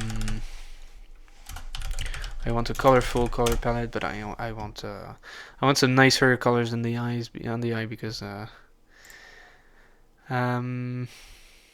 let's use this, I guess. But will it show me very different colors? Cookies. Reject all. Okay. Yeah. Phew. Okay, so I want very different colors. That is very different colors, in fact. Okay, so this will do for. So that's in our time slots. That JSON. That's really nicer to have to.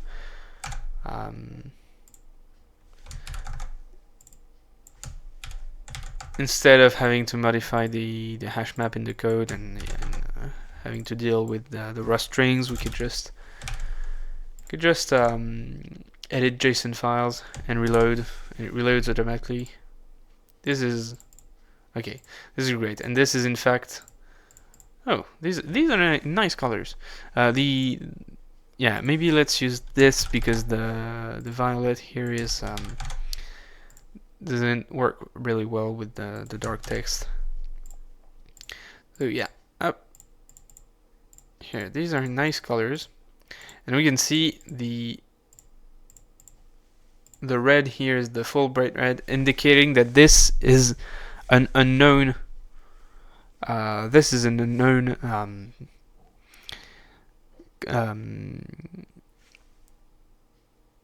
unknown shift here. So it doesn't cause any error. It shows you that there's an error, and you can fix that just by doing this. So that's something I was referring to in a previous session. I don't remember which one it is, but I was saying that this could happen, and a time slot which doesn't have this name. There isn't any more time slot that has this name because we have removed it. And it would probably be a bug, but if this bug happens, I don't want the application to crash. I like it just showing me a red rectangle saying, hey, this is not normal, you should fix that. And we can fix that just if this is just a bug and we don't care about this data, we can just override it using the interface, and then there is no bug anymore. And when we reload, there is no problem anymore. So that's really that's a nice feature here. Okay, so let's remove this. So we get an empty calendar, and now we want to be able to. So let's start by committing this. So there's this chrono and the. Oh, that's not good. The time slots here file should not be named time slots. It should be named calendar. Okay, so calendar. Okay, so this looks So this looks better. So these files were moved, and this there is modification in the client here too. So maybe let's maybe push the server. Yeah, let's push the server modifications first. Server get calendar API. Okay, and now let's commit the client feature, which is load calendar from server. Fantastic. Okay, it's been more than 2 hours of coding. I'm happy that I can the fact that I'm recording and publishing the video on YouTube, even though no one watches it, it really helps me keep focusing, because I speak out what I want to do, what I'm thinking about, even though it's often not really intelligible, but it still helps me keeping focused and keeping motivated. It's been more than 7 hours working on this project while recording myself, and this I think this is this is the first time for me. Well, obviously the project, I like the project. It's interesting to me. So that's that's what's keeping me motivated. But also the fact that I record it and publish it on YouTube, I really like to, and it also helps me keeping motivated and focused on the task. So it makes it easier. I really made great progress here, much more than if I really think I wouldn't have done so much progress, made so much progress if I wasn't recording myself. So I'm really pleased with that. And look at this color palette. It's it's a really beautiful palette. Okay. So now I need to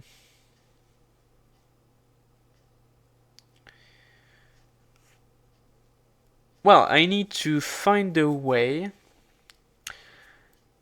to modify the... So, where is it? Here. And also this is really not... It's 200 lines of code and it's nothing on the server side. It's really a simple app in one file of code. Maybe eventually I'll break that up, but in the end, it's not beautiful or anything. It's not feature complete at the least, but it's really keeping it. I really like to keep it simple, and I think it's really. I'm really successful at keeping it simple right now. Okay, so when I do this, that's where I insert the map. I insert the new day to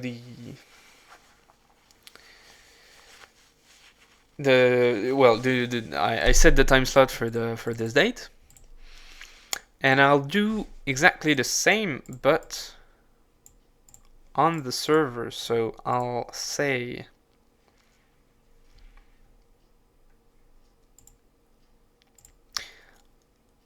I'll add, let's add the insert.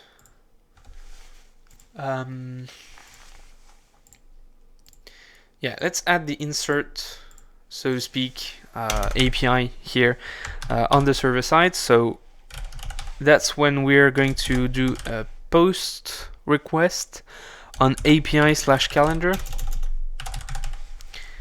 And I want this URL to look like date and this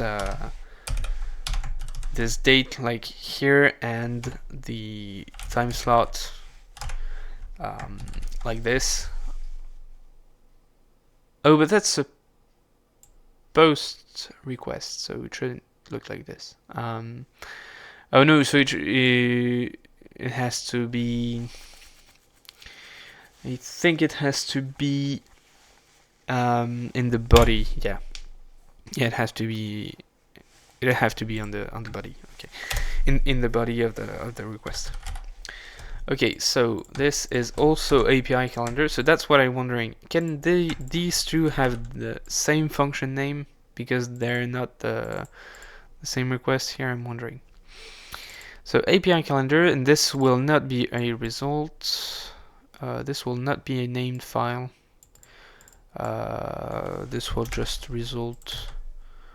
Where is there any error that could happen here? Yeah, this could fail because we're still going to open the calendar file, but instead of setting it back like this, we'll just return OK nothing, and this calendar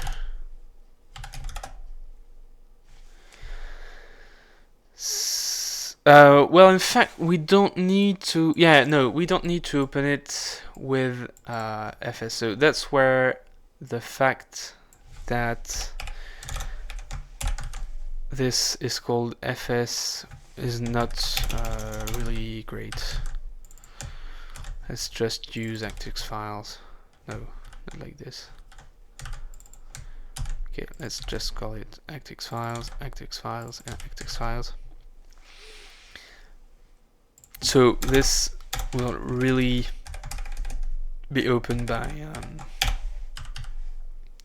stdfs, and so stdfs read. So this reads. Or is there something that allows? Well, let's see. Load file. Oh, Surday file, Rust maybe.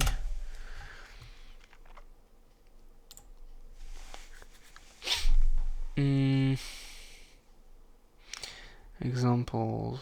Is there anything that has to do with files here? Feature flags. Drive, std, unstable, unlock, RC.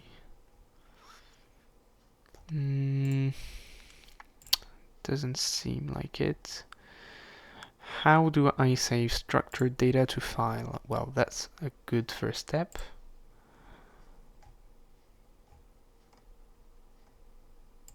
You have this, and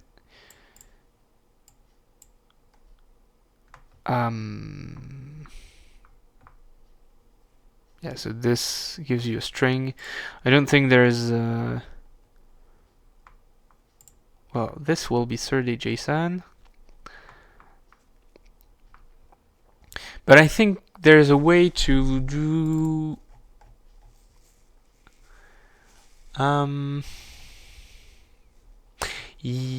yeah, that's what I want.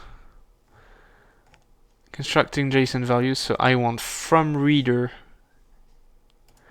and to writer.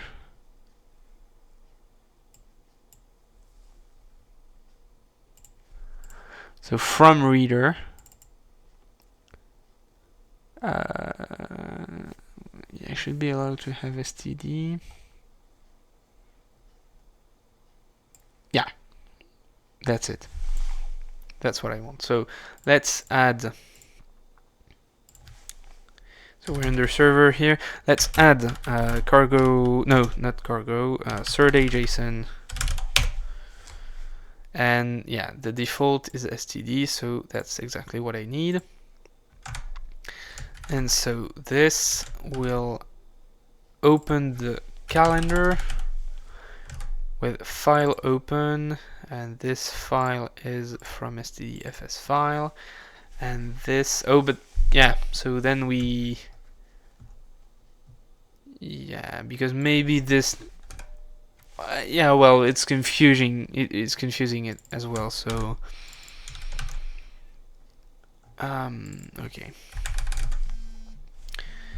okay, so this file open, the path is data. I should really put these in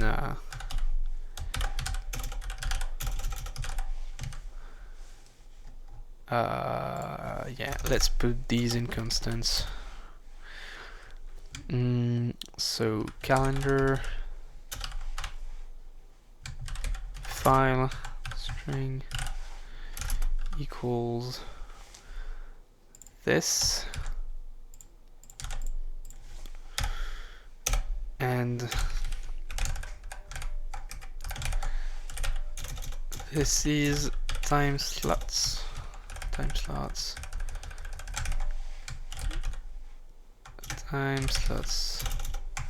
file. Okay, so now we should be able to use this here and this, so that if we want to, yeah, if we want to modify the path, we can. Yeah, we need to import posts from ActX web post. Okay, the name API calendar is already defined, so we'll need to put post here and get here.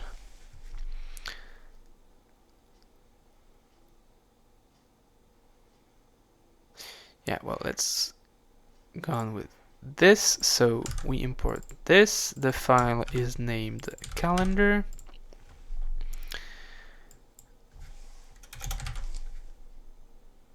And really, so yeah, let's name this calendar file.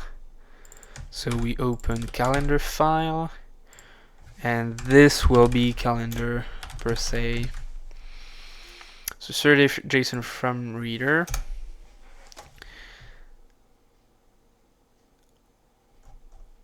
And let's create a type calendar for this, which will be a... Oh, so we need to import chrono naive date here, don't we? Yeah.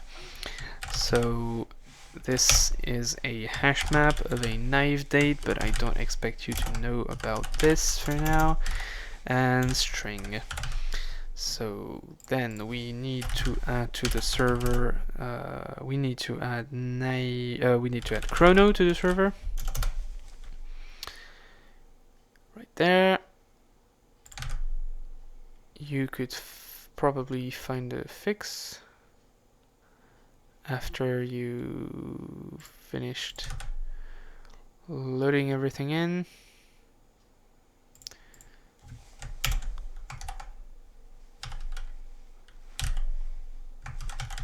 Yeah, well, we'll get that back to this.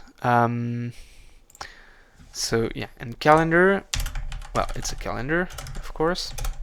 So that means calendar.insert is possible.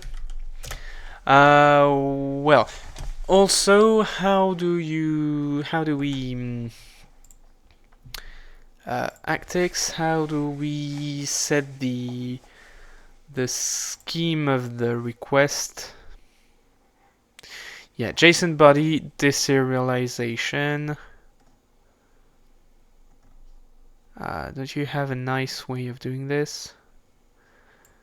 Struct info deserialize. Info web JSON info. Okay. So this should take a body, I guess, which will be web JSON API calendar post rec, and we'll create a struct which is like this, and this is going to, well, yeah, okay. And so this is going to contain, so what do we need here? We need the date, which is a naive date. Still not here. Maybe I should worry about this. But it's edit chrono. So why can it... Let's restart the server.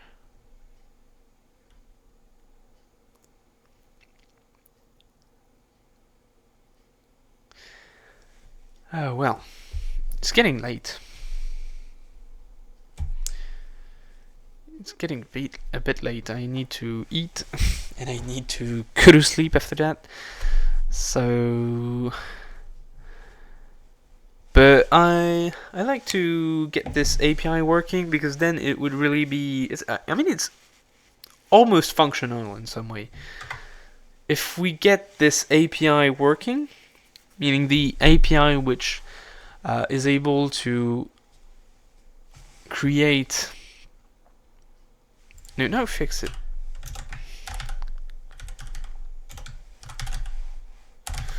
Okay, well, nothing is working here. Oh, you're indexing. That's great. Yeah, so, well, it's... Okay, this is really freezing when I do this. Okay. So while it's... well, this is indexing, or maybe it's done. Yeah, it's done. Okay. So yeah, in the end for now, if we get this post API working and the API to delete an entry from the calendar too, I think I'm going to do a different, or maybe I should just put this in the same. Yeah, I should really put this in the same. In the same API and using an option for the time slot. So this is just one API function, and we'll probably get this working. And so then you theoretically have an application with persistent state, given that you have a server. We'll need to make this a PWA, so yeah, we'll need this to bundle. We'll need to bundle this so it works better, but yeah, I like this. Okay, so let's get back to the code. So here we're going to take a naive date, and for the time slot, it's going to be then an option and a string inside this. So then if this is none, we know that we need to remove. So that's essentially exactly the same code here. So if this is none, well, let's use that. Let's use this code to really show how it is. So this is time slot. So this is body.timeslot. Yeah, we should import this. So can we access this? Yeah, body.timeslot. And if it is a time slot, then we insert in the calendar the date. So this is body.date with timeslot.toString, but timeslot is already a string in this case, so this is not needed. Yeah, this is a string, or else we need to remove the date, and this is body.date. So this is really the exact same code from the. Oh yeah, that's the same thing as the. Says same thing as for the client. Naive date needs to implement Surday, so we need. Let's just copy this line in the end from here. 4.31. This should be the same. Yeah. Okay, so we read this. So yeah, so there's still this problem that if is there some yeah, no, not really. So what I should really be doing, and what I'll do just after that, is use a so load the calendar file. So for the time slots, it's not going to be needed for now, but for the calendar file, since we're modifying it in the application, if we happen to have two concurrent requests, so either two devices making a request at the same time, or a device making two short spaced, well, two requests that are close in time and they end up being treated at the same time here, and this file is opened, we have concurrency problems here. So what I'll do is use a technique from an old friend, which consists of loading the file at the server start, and then yeah, so you load the file at the server start, put it in the app state. So there's this app, and I know that in Actix we should be able to attach state to this app and get it in the API requests for the calendar. So we get back the state, which gets us the file, which is behind the mutex. So we know that we store the file behind the mutex, so we know that this file will not be so it's not really the file, it's the calendar. but each time we modify it, we can save it back to the disk before unlocking the mutex lock, so we know there aren't any concurrent changes here. So that's what I'll do. That's what I'll do next. But for now, so you can't. Is there a quick fix for this? Yeah, I don't mind borrowing. Yeah, so this is why I was having to use this, because obviously dereferencing it here won't work. Yeah. Okay, so this is why I had a two string here. Okay. And so responder here is not implemented.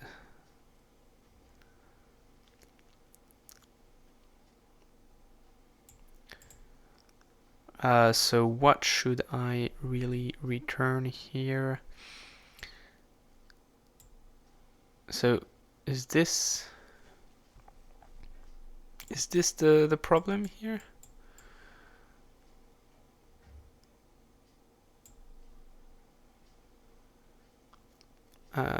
Let's check out the error in the terminal.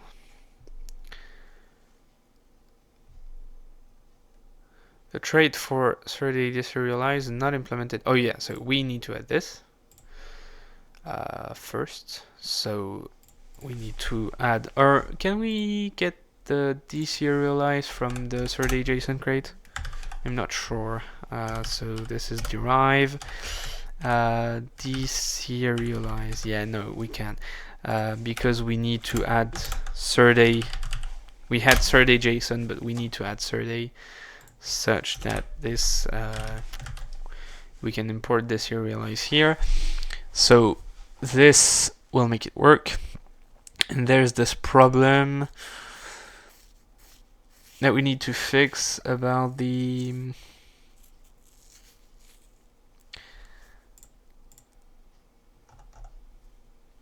I do.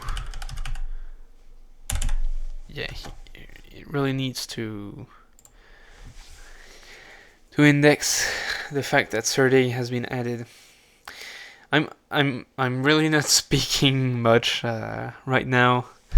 I'm a bit tired here, and it's been almost 3 hours. I'm hungry, but I need to. I want to finish this. And because this is Rust, it's taking a long time to do anything. But this computer is really not great. I'm wondering if I should be changing the CPU or putting an SSD in it. Although I should probably be doing both, but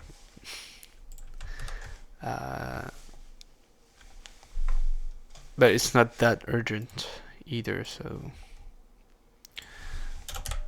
yeah, Serde deserialize finally. Okay, so you get deserialize and stop lying. You know this is in the scope.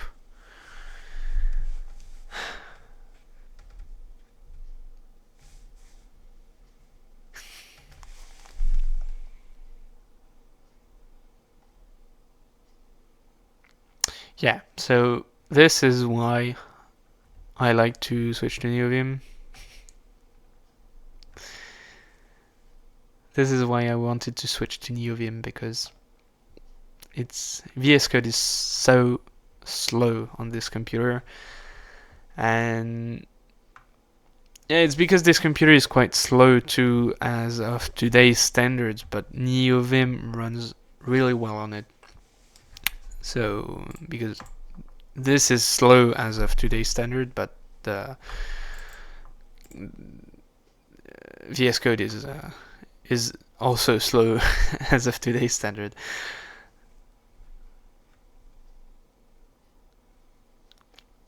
Deserialize is imported here, but it is only a trait without a derive macro. Oh yes, because I need to add the derive feature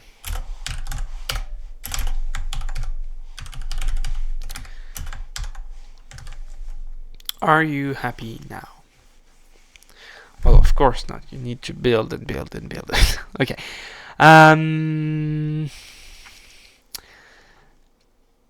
But let's see. The great part is that, okay, so this, and then we need to write it back to the file. So does this lock the file options?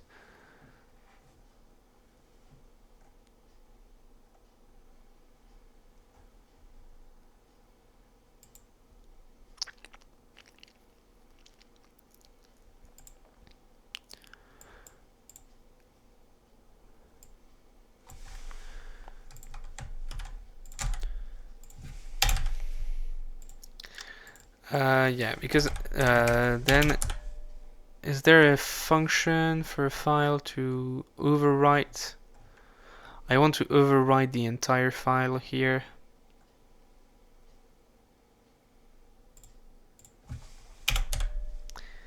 Why is it file? What do you mean? Because file open here is this is great.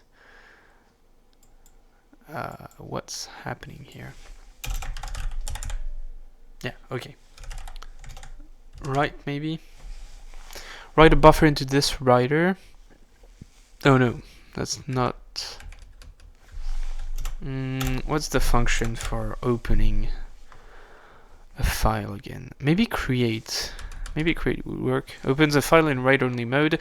This function will create a file if it does not exist and will truncate it if it does. Okay, that's... well, that's actually exactly what I need. So then if the calendar file does not exist, it'll just create it.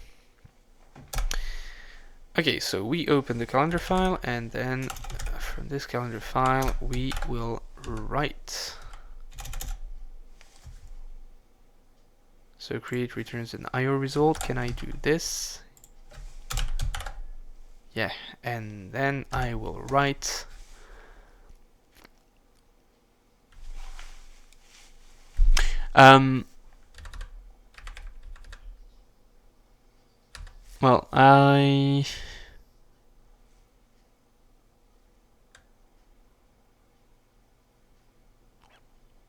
well, how do I do with the... because there's this writer I can do, which is Surday's JSON to writer. Serialize the given data structure as JSON into the IO stream. Oh, so you give it a writer. Okay. So, but this file probably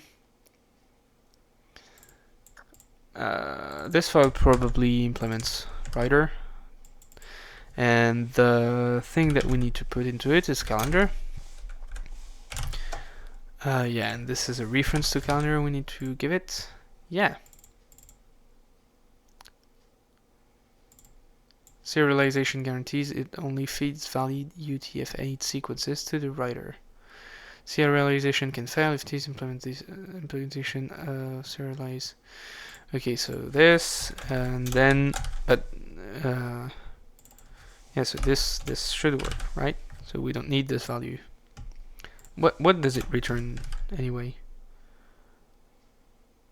Yeah, this isn't. It doesn't return anything. Yeah, okay.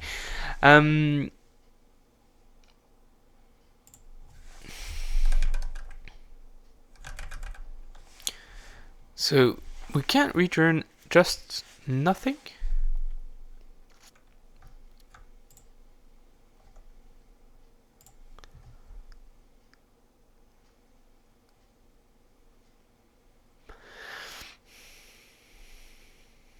Cannot find value API calendar in the scope. Okay, yeah, well, that's because of this. So that's API calendar get, and we'll do the same with API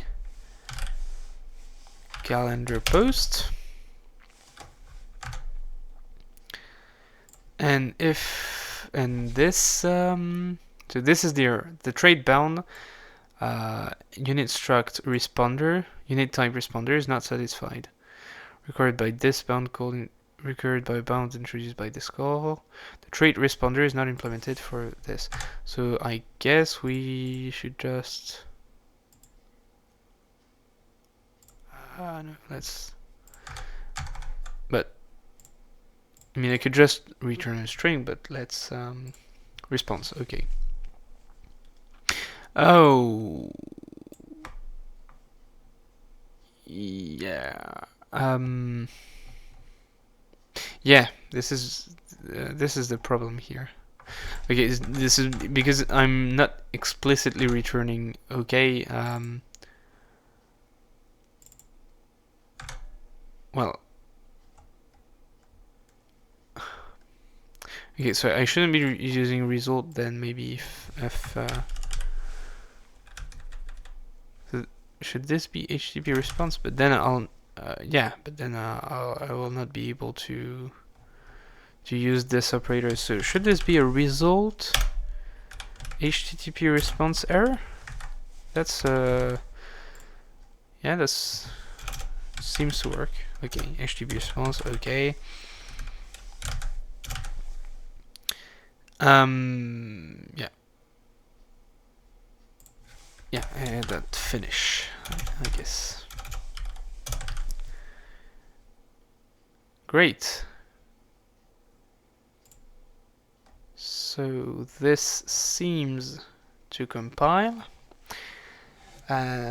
So we'll just need to test it. So let's open the calendar.json file.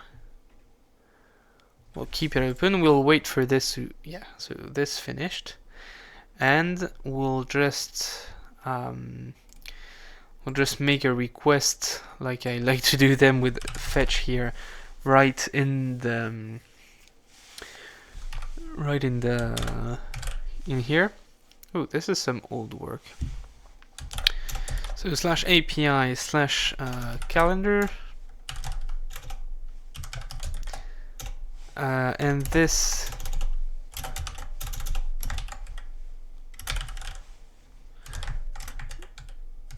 this should be a string. This is post. This is a method post, and the body I'm posting here is date is this string. So let's say 2024 01/15, so the 15th of January 2024, and the time slot. Well, I guess if I put a string, it will deserialize it as some string. Yeah, probably. Okay, so time slot, and let's say this is M1.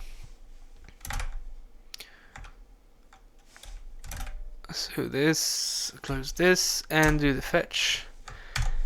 And normally it should have, well, it didn't do anything. Okay, so what's the problem here? Okay, 400 bad request.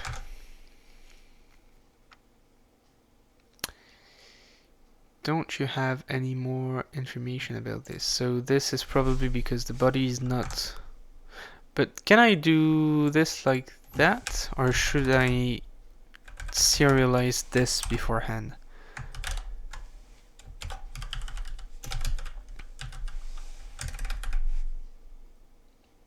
This is a stringify.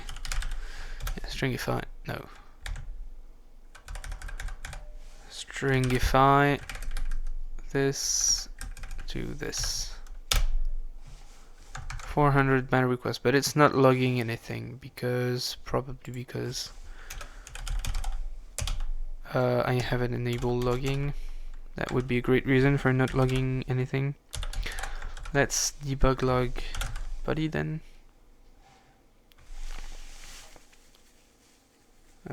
Yeah.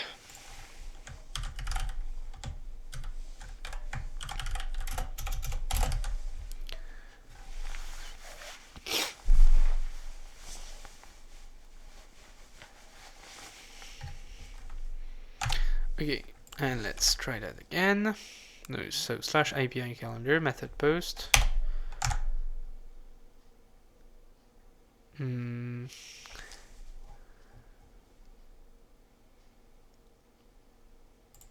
Well, we should see. We should definitely see a response here.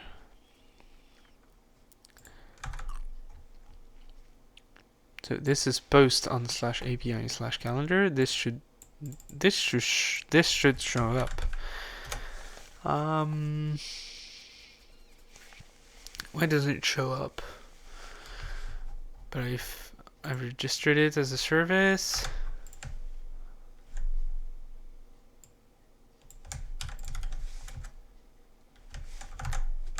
It doesn't show anything.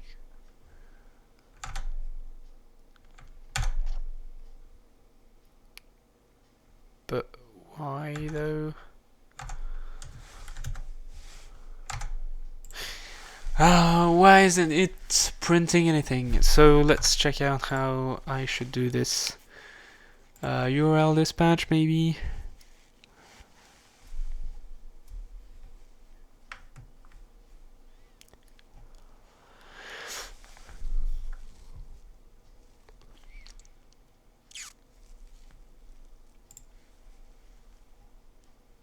Yeah.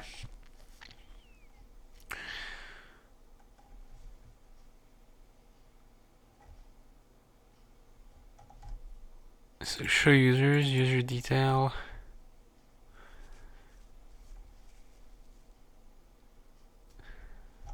And for these, yeah, each of these are just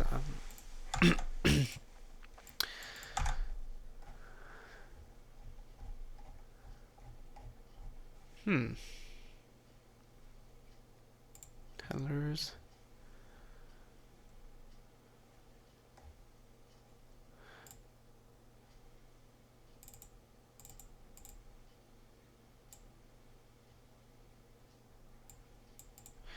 Oh, this is something.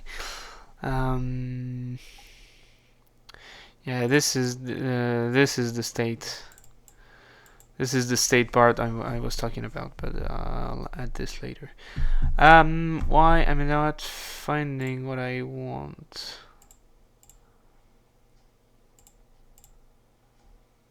Well,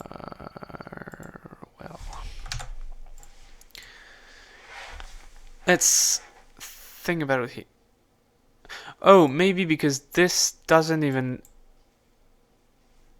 do the deserialization. So, is there something on logging? Because there must be.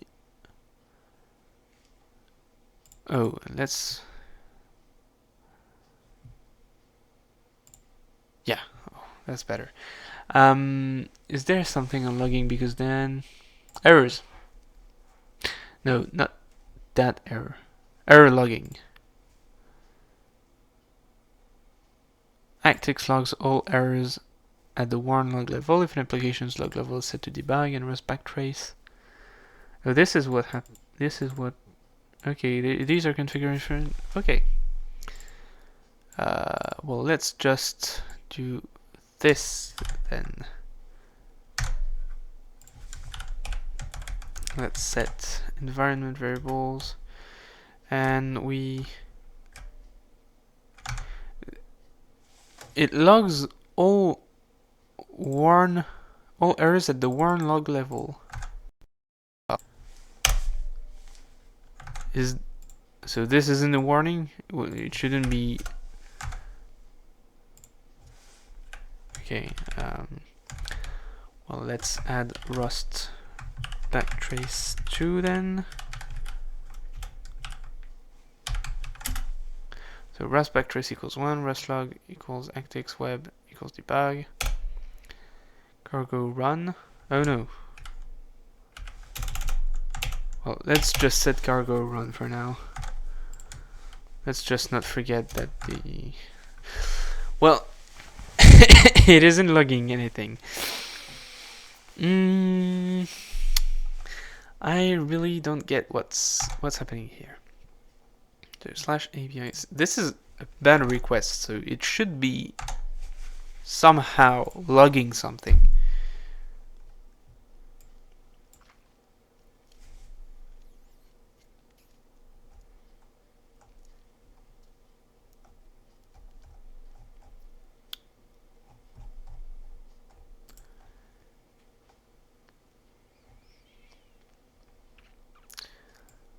error logging.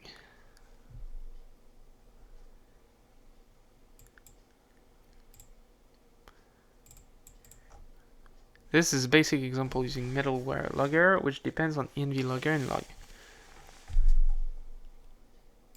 Well, there are two error loggings. So you should be logging errors. But that's if I want to log errors myself.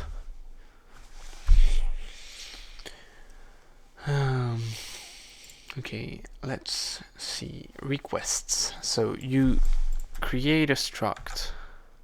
Let's drop the option parrot for now, because that's probably what's, well, okay.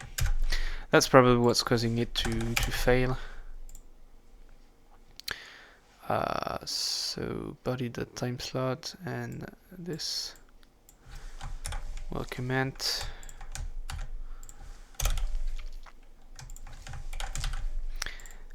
So body, so there's no need to match on body.timeslot now. We can just calendar.insert, body.date, body.timeslot.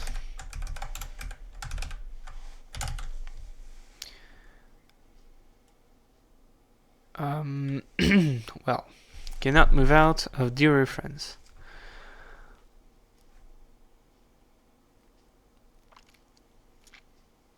Well, where is it? Where? Let's just clone this, I guess, for now. Yeah.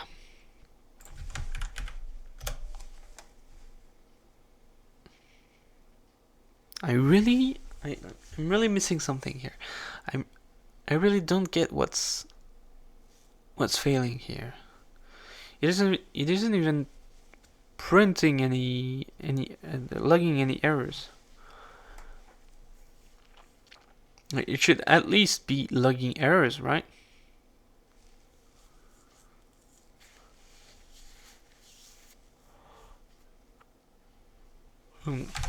It's getting late. Maybe I should. Oh, well, I don't get it. Maybe I should do that tomorrow then.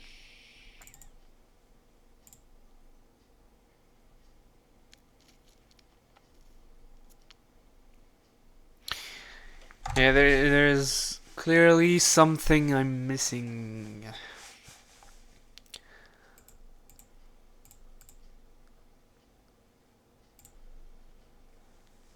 I mean, this is a bad request, so let's remove this then. Yeah, let's remove this and do absolutely nothing, except for maybe printing hello. Okay, so then we clearly don't have anything to do, but just to test that, we can do a post request to /API/calendar, and this does what we want to do. But obviously the error comes from the fact, well, it's a bad request, so the error, yeah, so this works. But as soon as we add body to be web JSON with this API calendar post request, then it fails. And it fails, and it doesn't even log any errors. So that's the problem I'm having right now. It should be logging an error, but it returns bad request, doesn't log anything, returns bad request. So maybe I should force it to log errors. Where is it? Here, errors, using this using env logger. So I add this env logger here. Get the last version. Okay. Let's respect the alphabetical order too.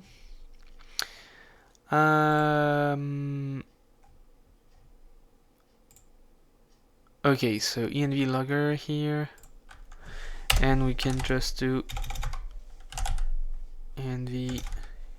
Yeah, well, obviously it's going to crash, but let's set this exactly as the same as the example here. So you just have to do this, and then you can use log to do info, but I don't need this right now. Okay, so this is okay. So I should really be receiving a log here.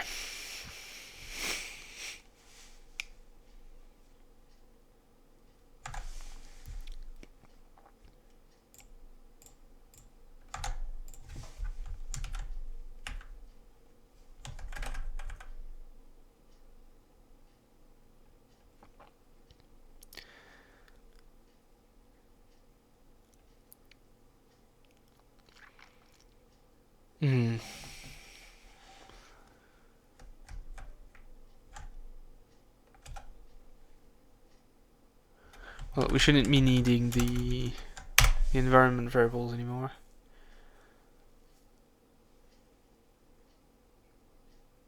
And what exactly do you need to recompile here?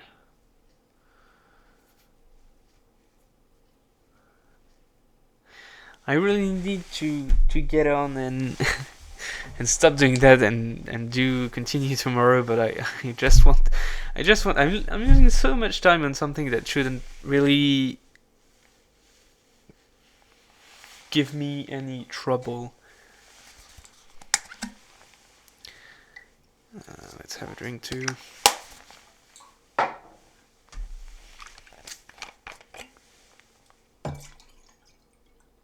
Okay, we have logging. That's great. So now if we do this,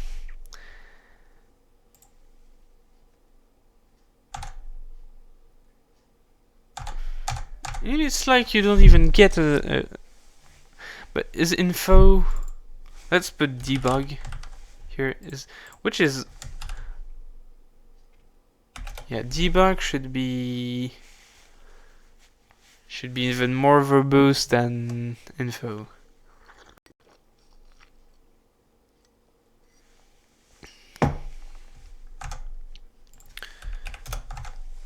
Yes. Finally. Okay. Failed to deserialize JSON from payload. Okay. So you need a date, which should be in this format, and a time slot, which is a string, which should be in this format. So okay. Well, the work you have to do just to get logging on an error. Well, I guess if it were to log every request which does a bad request, it would be kind of there would be a lot of a useless logging, but yeah, I guess that's right. Okay, so why aren't you taking, so date,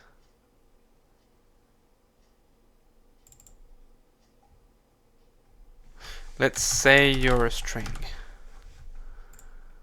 What do you have to say to this?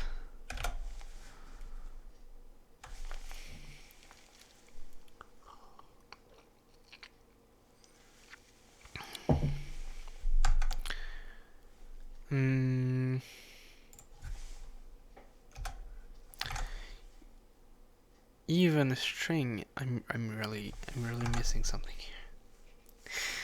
What are you doing?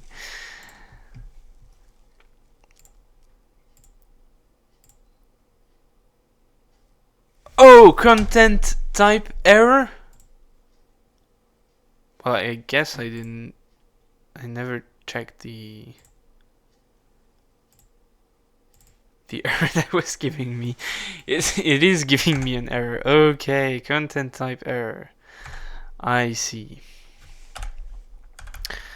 I need to tell you that this is... Well, I guess you should set it automatically if I do this, right? No. No, it sets it. This is set as text plain, even though it's clearly serializing. I mean, it knows it's JSON, but it's setting it as plain text. Oh, is it? View source? Yeah, it's serializing it as JSON. It knows it's JSON, but it doesn't set it to be JSON. Okay, so that's here. That's just here. But that's on me. I should know. I need to. I should know that I need to set the content type when I'm sending data. Well, maybe I will remember next time then. Okay. That's this we're missing here. Okay, still not working. Still content type error. Still to explain. It explains things. Is it not headers?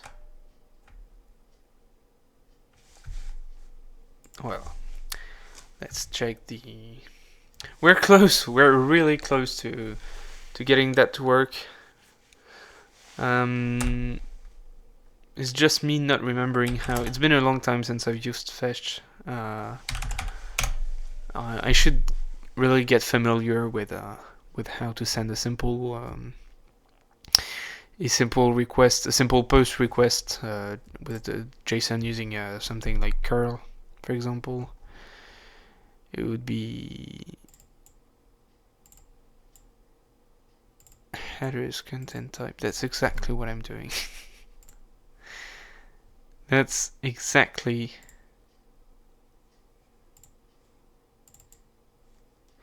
what I'm doing here. Content type application / JSON.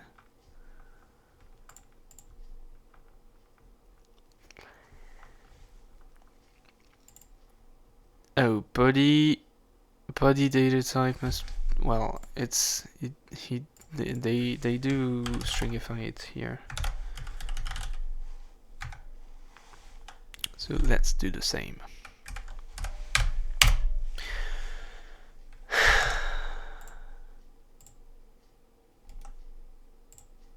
But it didn't update the... Yeah, because the server doesn't do anything. Yeah. Okay, so that's somewhat normal. Okay, so let's restore the previous... well...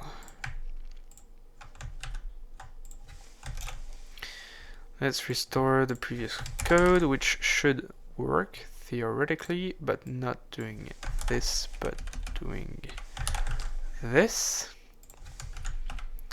And let's also cargo watch -x run it.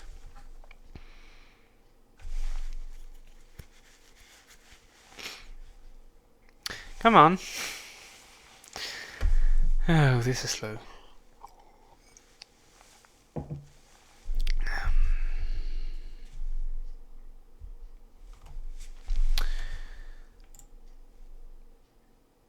Yeah.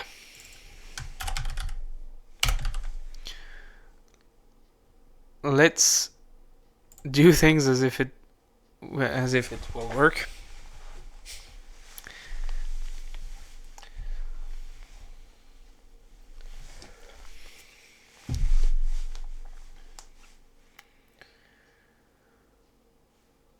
I should really be looking for a CPU.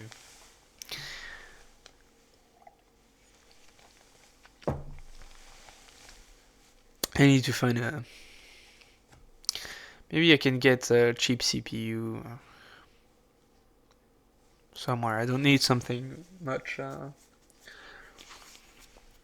don't need something really powerful. Although I'd love to have a very powerful computer with a big CPU, big GPU to do some AI stuff. But we'll wait for the AI stuff for now.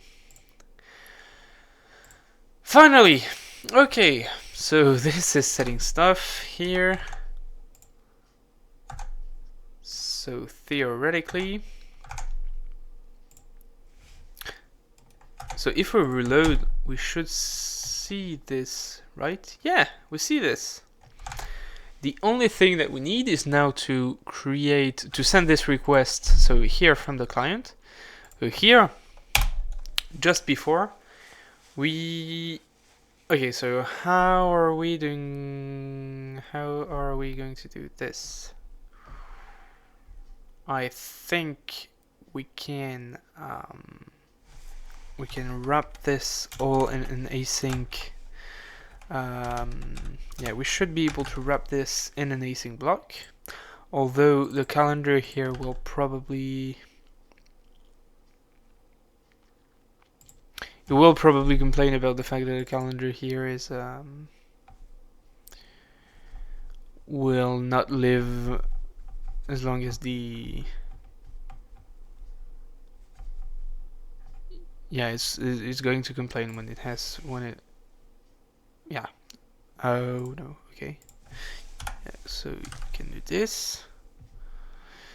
Use the implementer of future that must be used. Ooh, that's right. That's right. Do I need to await this? But I can't. Huh. So... Okay. Or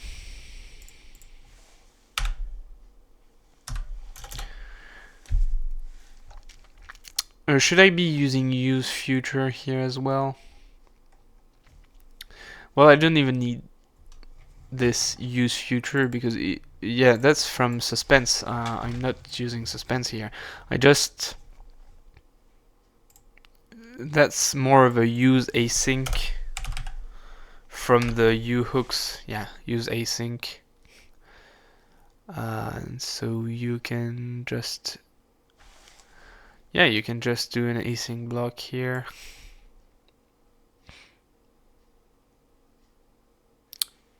You can just do an async block inside this. And this is returning... This returns what? Because the real problem here is that I need a callback. And this returns a hook. This hook returns state and run callback. No, so that's not what I need. Use callback.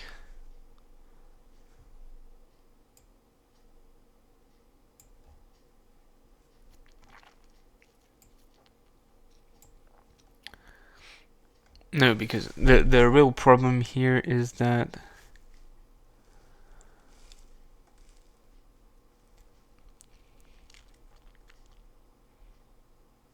or maybe constructing a callback can be done from a future.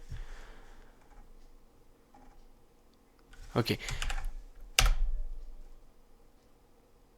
Let's not worry about this. Let's see what we can do. Okay, so here we want to do a request So that's HTTP request. That's a post request we want to do to /API/calendar. We need a body in this which should implement into JS value. Well, that's well, I hope it will. So that's calendar. No, oh no. So that's so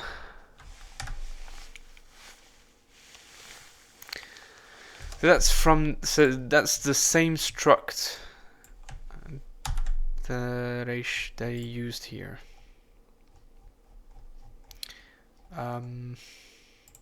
Well, I should have a common crate to hold these.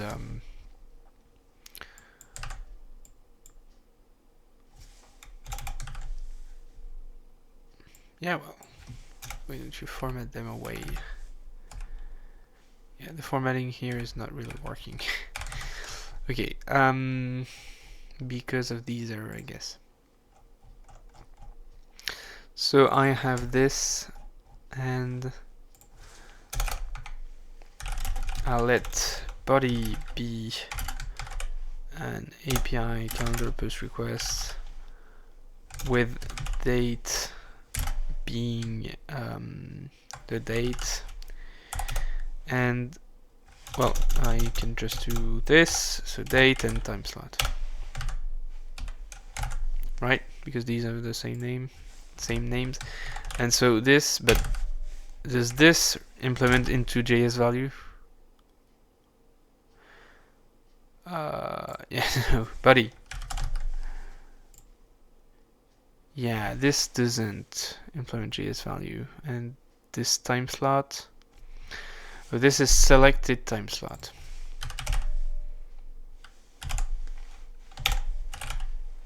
Time slot should be selected time slot. Can I do this? Apparently I can. Okay, and yes, here, but can I derive?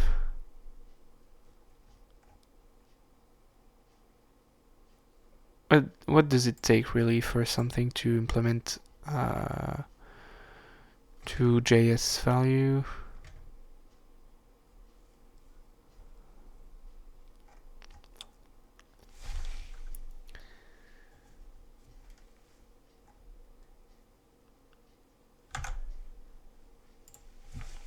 Well, that's a lot of errors. No, not you.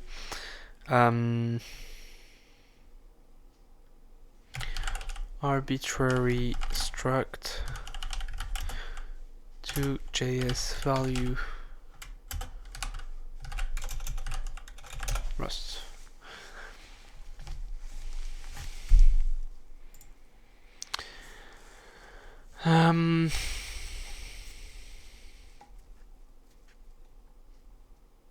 From Surday. Okay, so oh no, deprecated, blah blah blah. Glue utils use Surday wasn't bindgen or glue utils format JS value Surday ext into instead. What is that? Glue utils. Okay, glue utils format JS value extension trait to provide conversion between JS value and Surday. Usage of this API requires activating the Surday feature of the glue utils crate. Okay, so I need. So this is a trait. So I should derive this on my. I don't really understand what I should be doing here.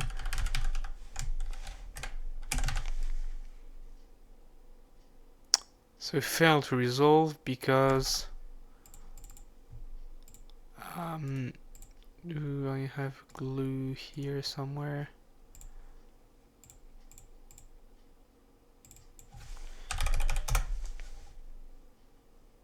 Okay, JS value Saturday X.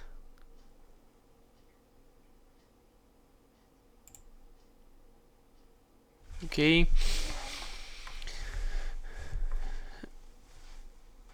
Okay, available in create features, utils, and Saturday only. So that's what I need. So on... No, that's not the right one. I need the client one, and in the glue features, I need utils and Saturday too. Okay. Oh, Rust analysts are not happy. Yeah.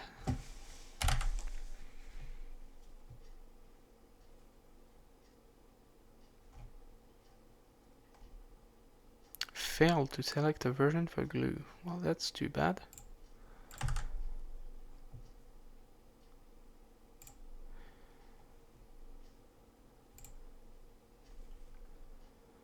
Is there a problem with the create features? So that's glue, create features, utils, and Saturday. Utils and Saturday.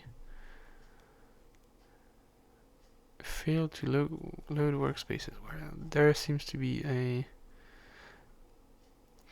Oh, okay.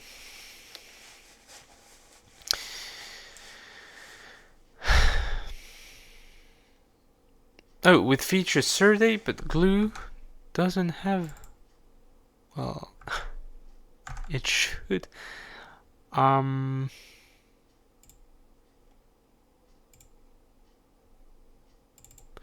Available in create features, utils, and Saturday only.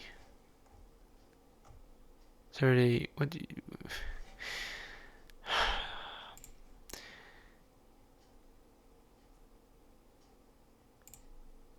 Well, it says you have a Saturday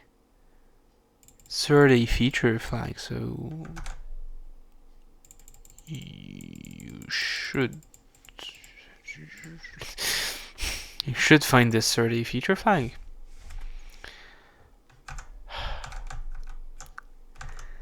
Okay.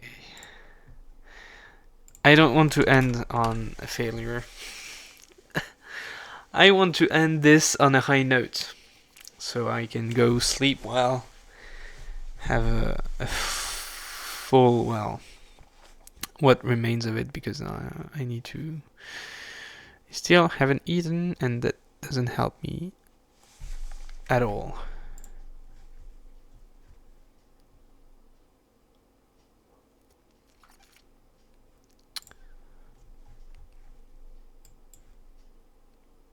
Okay, are you happy?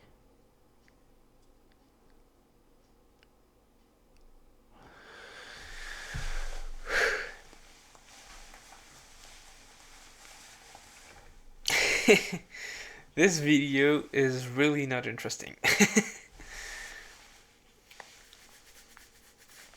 I don't like it, but it's part of the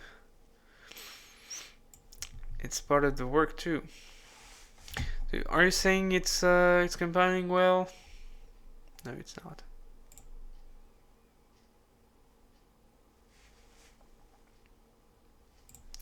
Because I need to implement serialize too on this. Do I have serialize? No, I don't. Oh, I don't even have Saturday here. So I still need to have... But I don't need to... Well...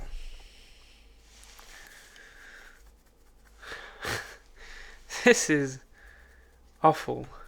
Oh, should I... Well, that could work. It would be ugly, but maybe I could hack it in a way. Because what's the problem here? It's the body, but in the end, the body I can just create the JSON myself and call it a day. Yeah. Let's just create this body myself. So this would be this. Oh, I'll need to escape every character in this. Okay, so this,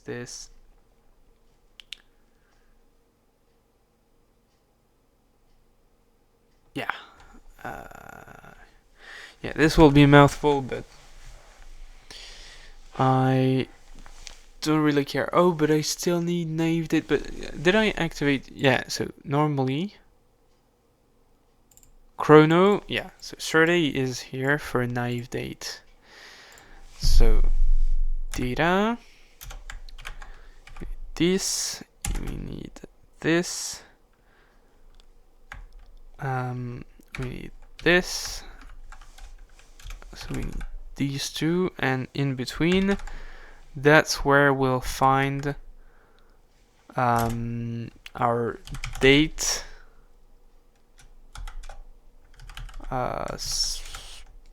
something Saturday. Can I just use the display? Well, we'll see. Okay, we'll see. We'll set this in this variable here, so that it's not too cluttered. So that's not data, that's date. Okay, and let's set date right in here. So this is the date, and we also have the time slot.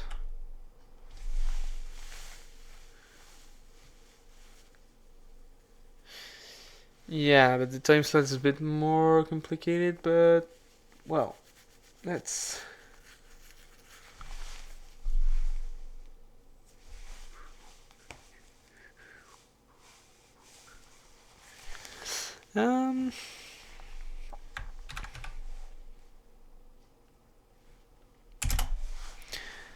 yeah, right here, let's, so this is selected time slot.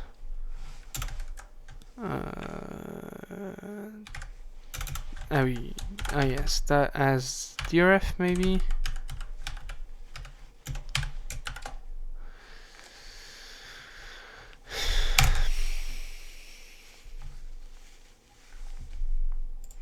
Okay, so body, need to pass this body.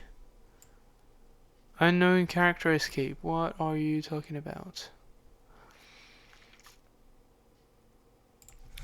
I still need to. Oh, yeah.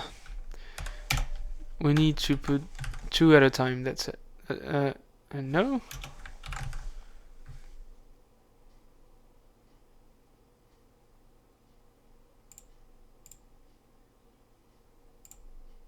What do you mean extract form? Oh, unknown escape character. Okay, if used in a format string, character basis or escape. Yeah, that's right. So even though I'm writing this, it's only writing a single curly brace, and I need to do the same at the end here. Okay, so option string, and so that's where I will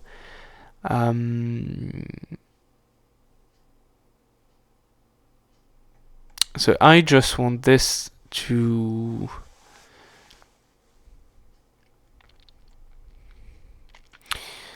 transform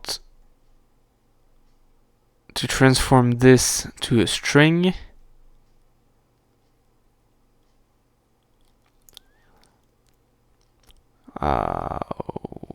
Well,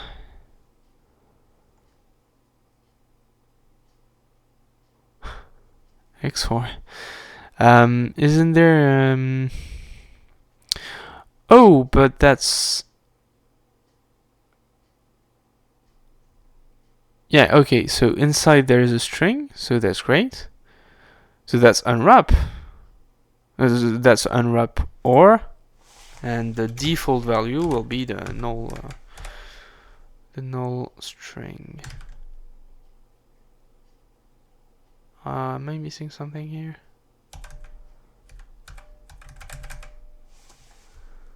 What's happening with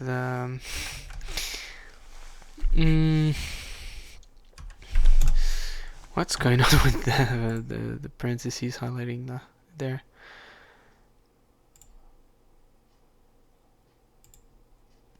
I can see the problem.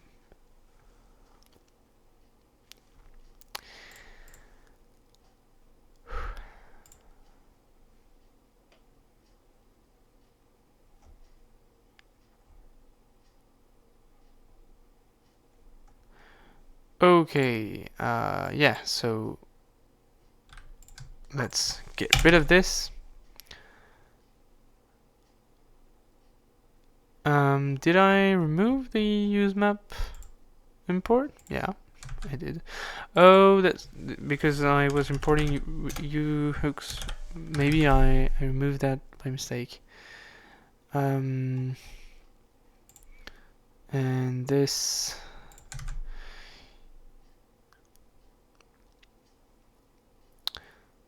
Yeah, and I need this to import. Okay. Well, maybe. Is it okay? Finally. When it loads. Okay. No, that's not the no. Okay, so it still loads the thing, but if I update,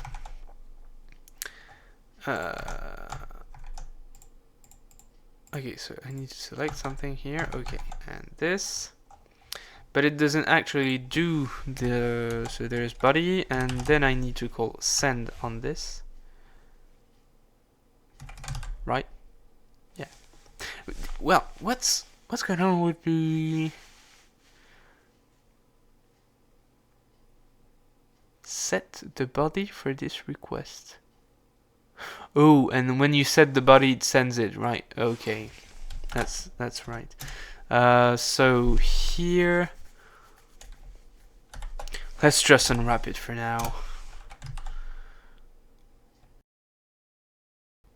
Well, we don't even need the result, right?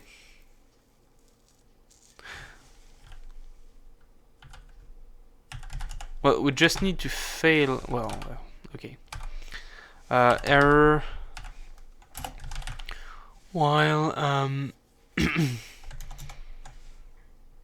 no post request to calendar return an error.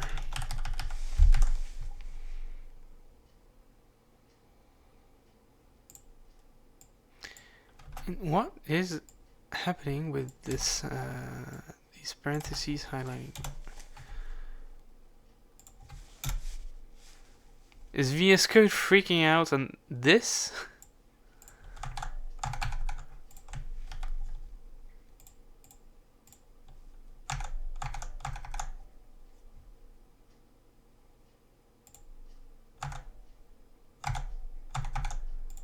Okay.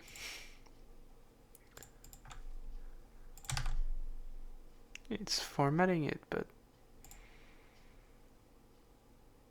post. So that body, and body returns a result. Oh, but it returns a result for the request. Oh no. That's not what I need. Okay, I need to set a header first. Content type. Yeah, no, okay. I got the problem here. Okay. Content type being application JSON. That's not something I will do again right now.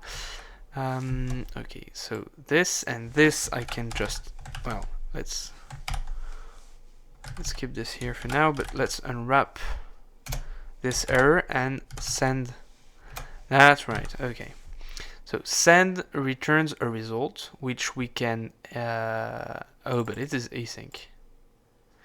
So that's where we fall into this problem, is that we can only do this inside async, and if we create an async block here, then this is unused because we need to await it. But then if we await it, we can only do this inside So can't we really can't do this, okay? Wasm Rust async callback.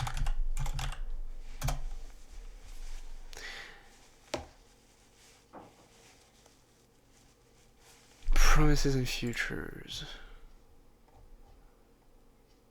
And I mean, it's not even like we just need to wait for the result of this, but we don't need to return anything. So we could just pass it to another thread, and this would using a U callback. Well, yeah. The question is really about the U callbacks too. So U async callback. How to use a future as a U callback. You can't create a callback from an async closure, but you can use. Oh yeah, that's right. Spawn local.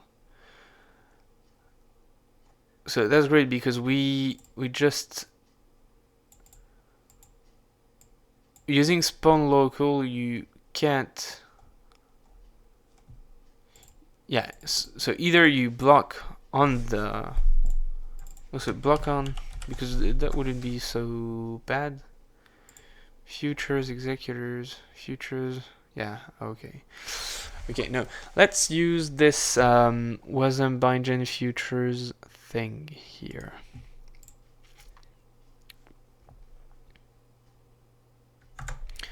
Okay, so let's add another dependency. So that's wasm bindgen futures.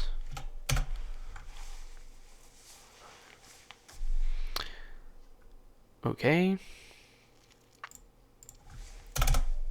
And so we can use, oh, well, after waiting for Rust Analyzer to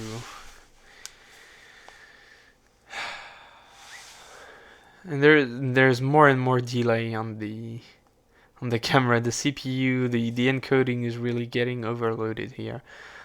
Yeah, and the encoding of this video will be great, really great, I think.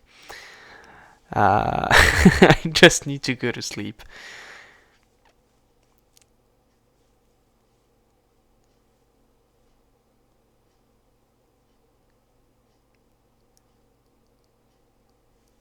Well, let's type the code. What's it? Well, it's thinking about it. So wasm bindgen futures, and this is spawn local, and that's where you pass the async move block, wrapping all this inside, even this.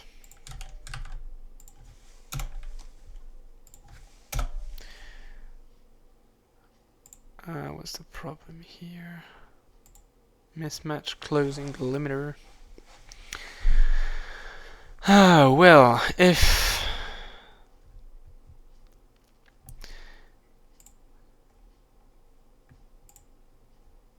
VS Code wasn't completely freaked out by this, well, should I comment this to at least get back? Yeah, at least get back these colors for now.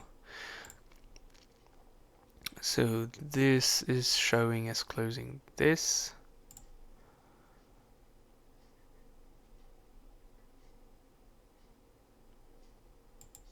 Yeah, okay. It shouldn't be here. There you mesh, there you close this, then you need to close this. Okay.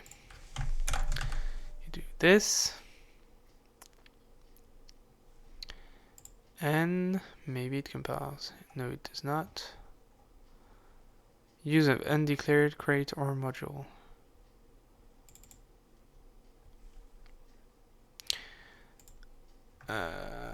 Oh, because we're in the client.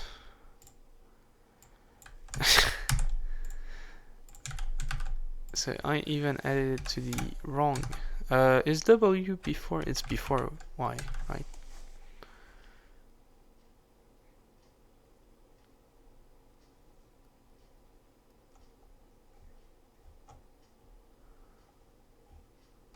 Oh, that's not great. Expected closure that implements FN trait, but this closure only implements FN1. Because of which one? Because of selected time slot?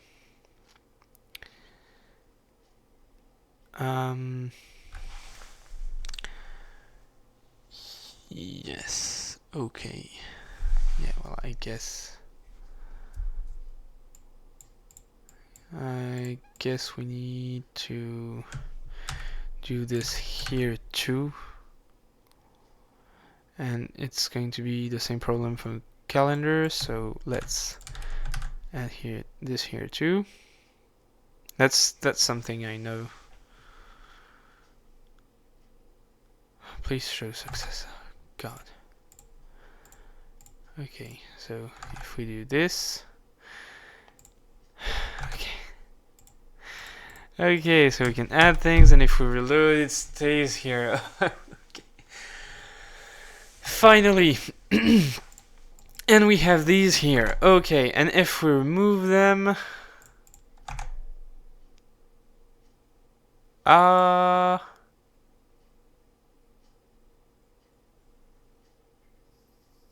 No. Oh no, okay. That's not what I wanted. I've made a mistake here. That's in the main.rs. I mean, it works, I guess. No, because it shows null here. Okay, well that's good debugging. No, the problem here is I use I shouldn't be.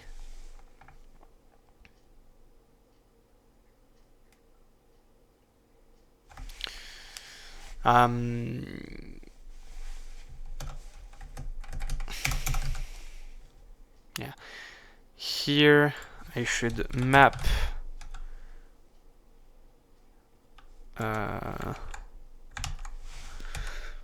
the TS to, I should wrap this in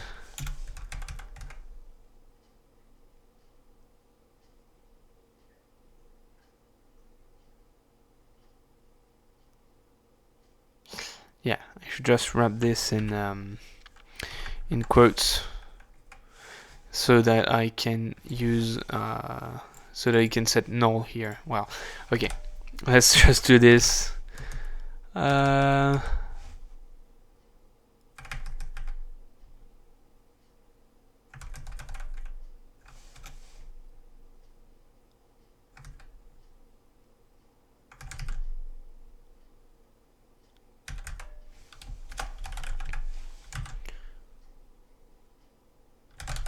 Yeah, well, I should really be setting to string, because if you are looking at the code without completion, it can be hard to know what you're converting this into.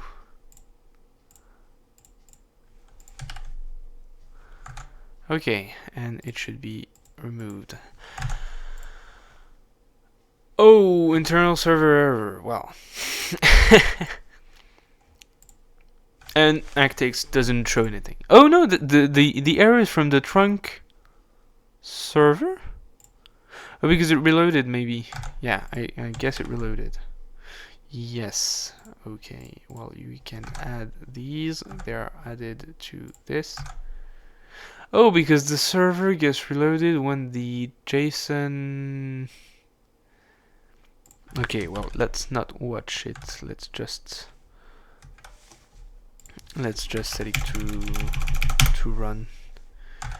Okay, so we can load these, we can remove these, and they get removed from here. We can add one here, we can change it to an M2, we can add these here, we can replace, and we can even, so if we do this, we can't move anything else. Okay, and we can even remove everything. Wow. Well, that's fantastic. That's working great. Okay. Oh, my camera has so much delay here on the preview. I think it's I really think it's the sound is going to be very delayed from the camera, but well, that's a problem I need to account in the next for the next videos. For now, well, let's still commit this, and then I'll end this. So we probably have code we don't want in the server. That's right. Yeah, this we don't want. The rest can stay. Okay, this calendar JSON data, well, I'll just discard the changes here. Yes. Cargo.toml, cargo.lock. So this is yeah, this is right. So this, and this for the server should be committed together. So feet server, and this is post calendar API. And for the client side,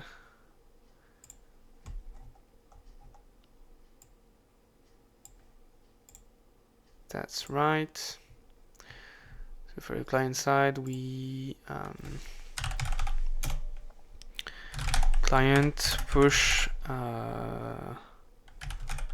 calendar changes to server. Push calendar changes to server. Great, and I'll push this. Okay, this we don't need anymore, and well, this nothing works anymore. But I'll just end this recording. In the end, we have something really great. We have a server that works. We have fully persistent state. So I'm as tired and hungry as I am. I'm also really happy how this turned out. So that's great, and I'll probably continue tomorrow. So, but let's just end this for now. This is already way too long. So goodbye and good night.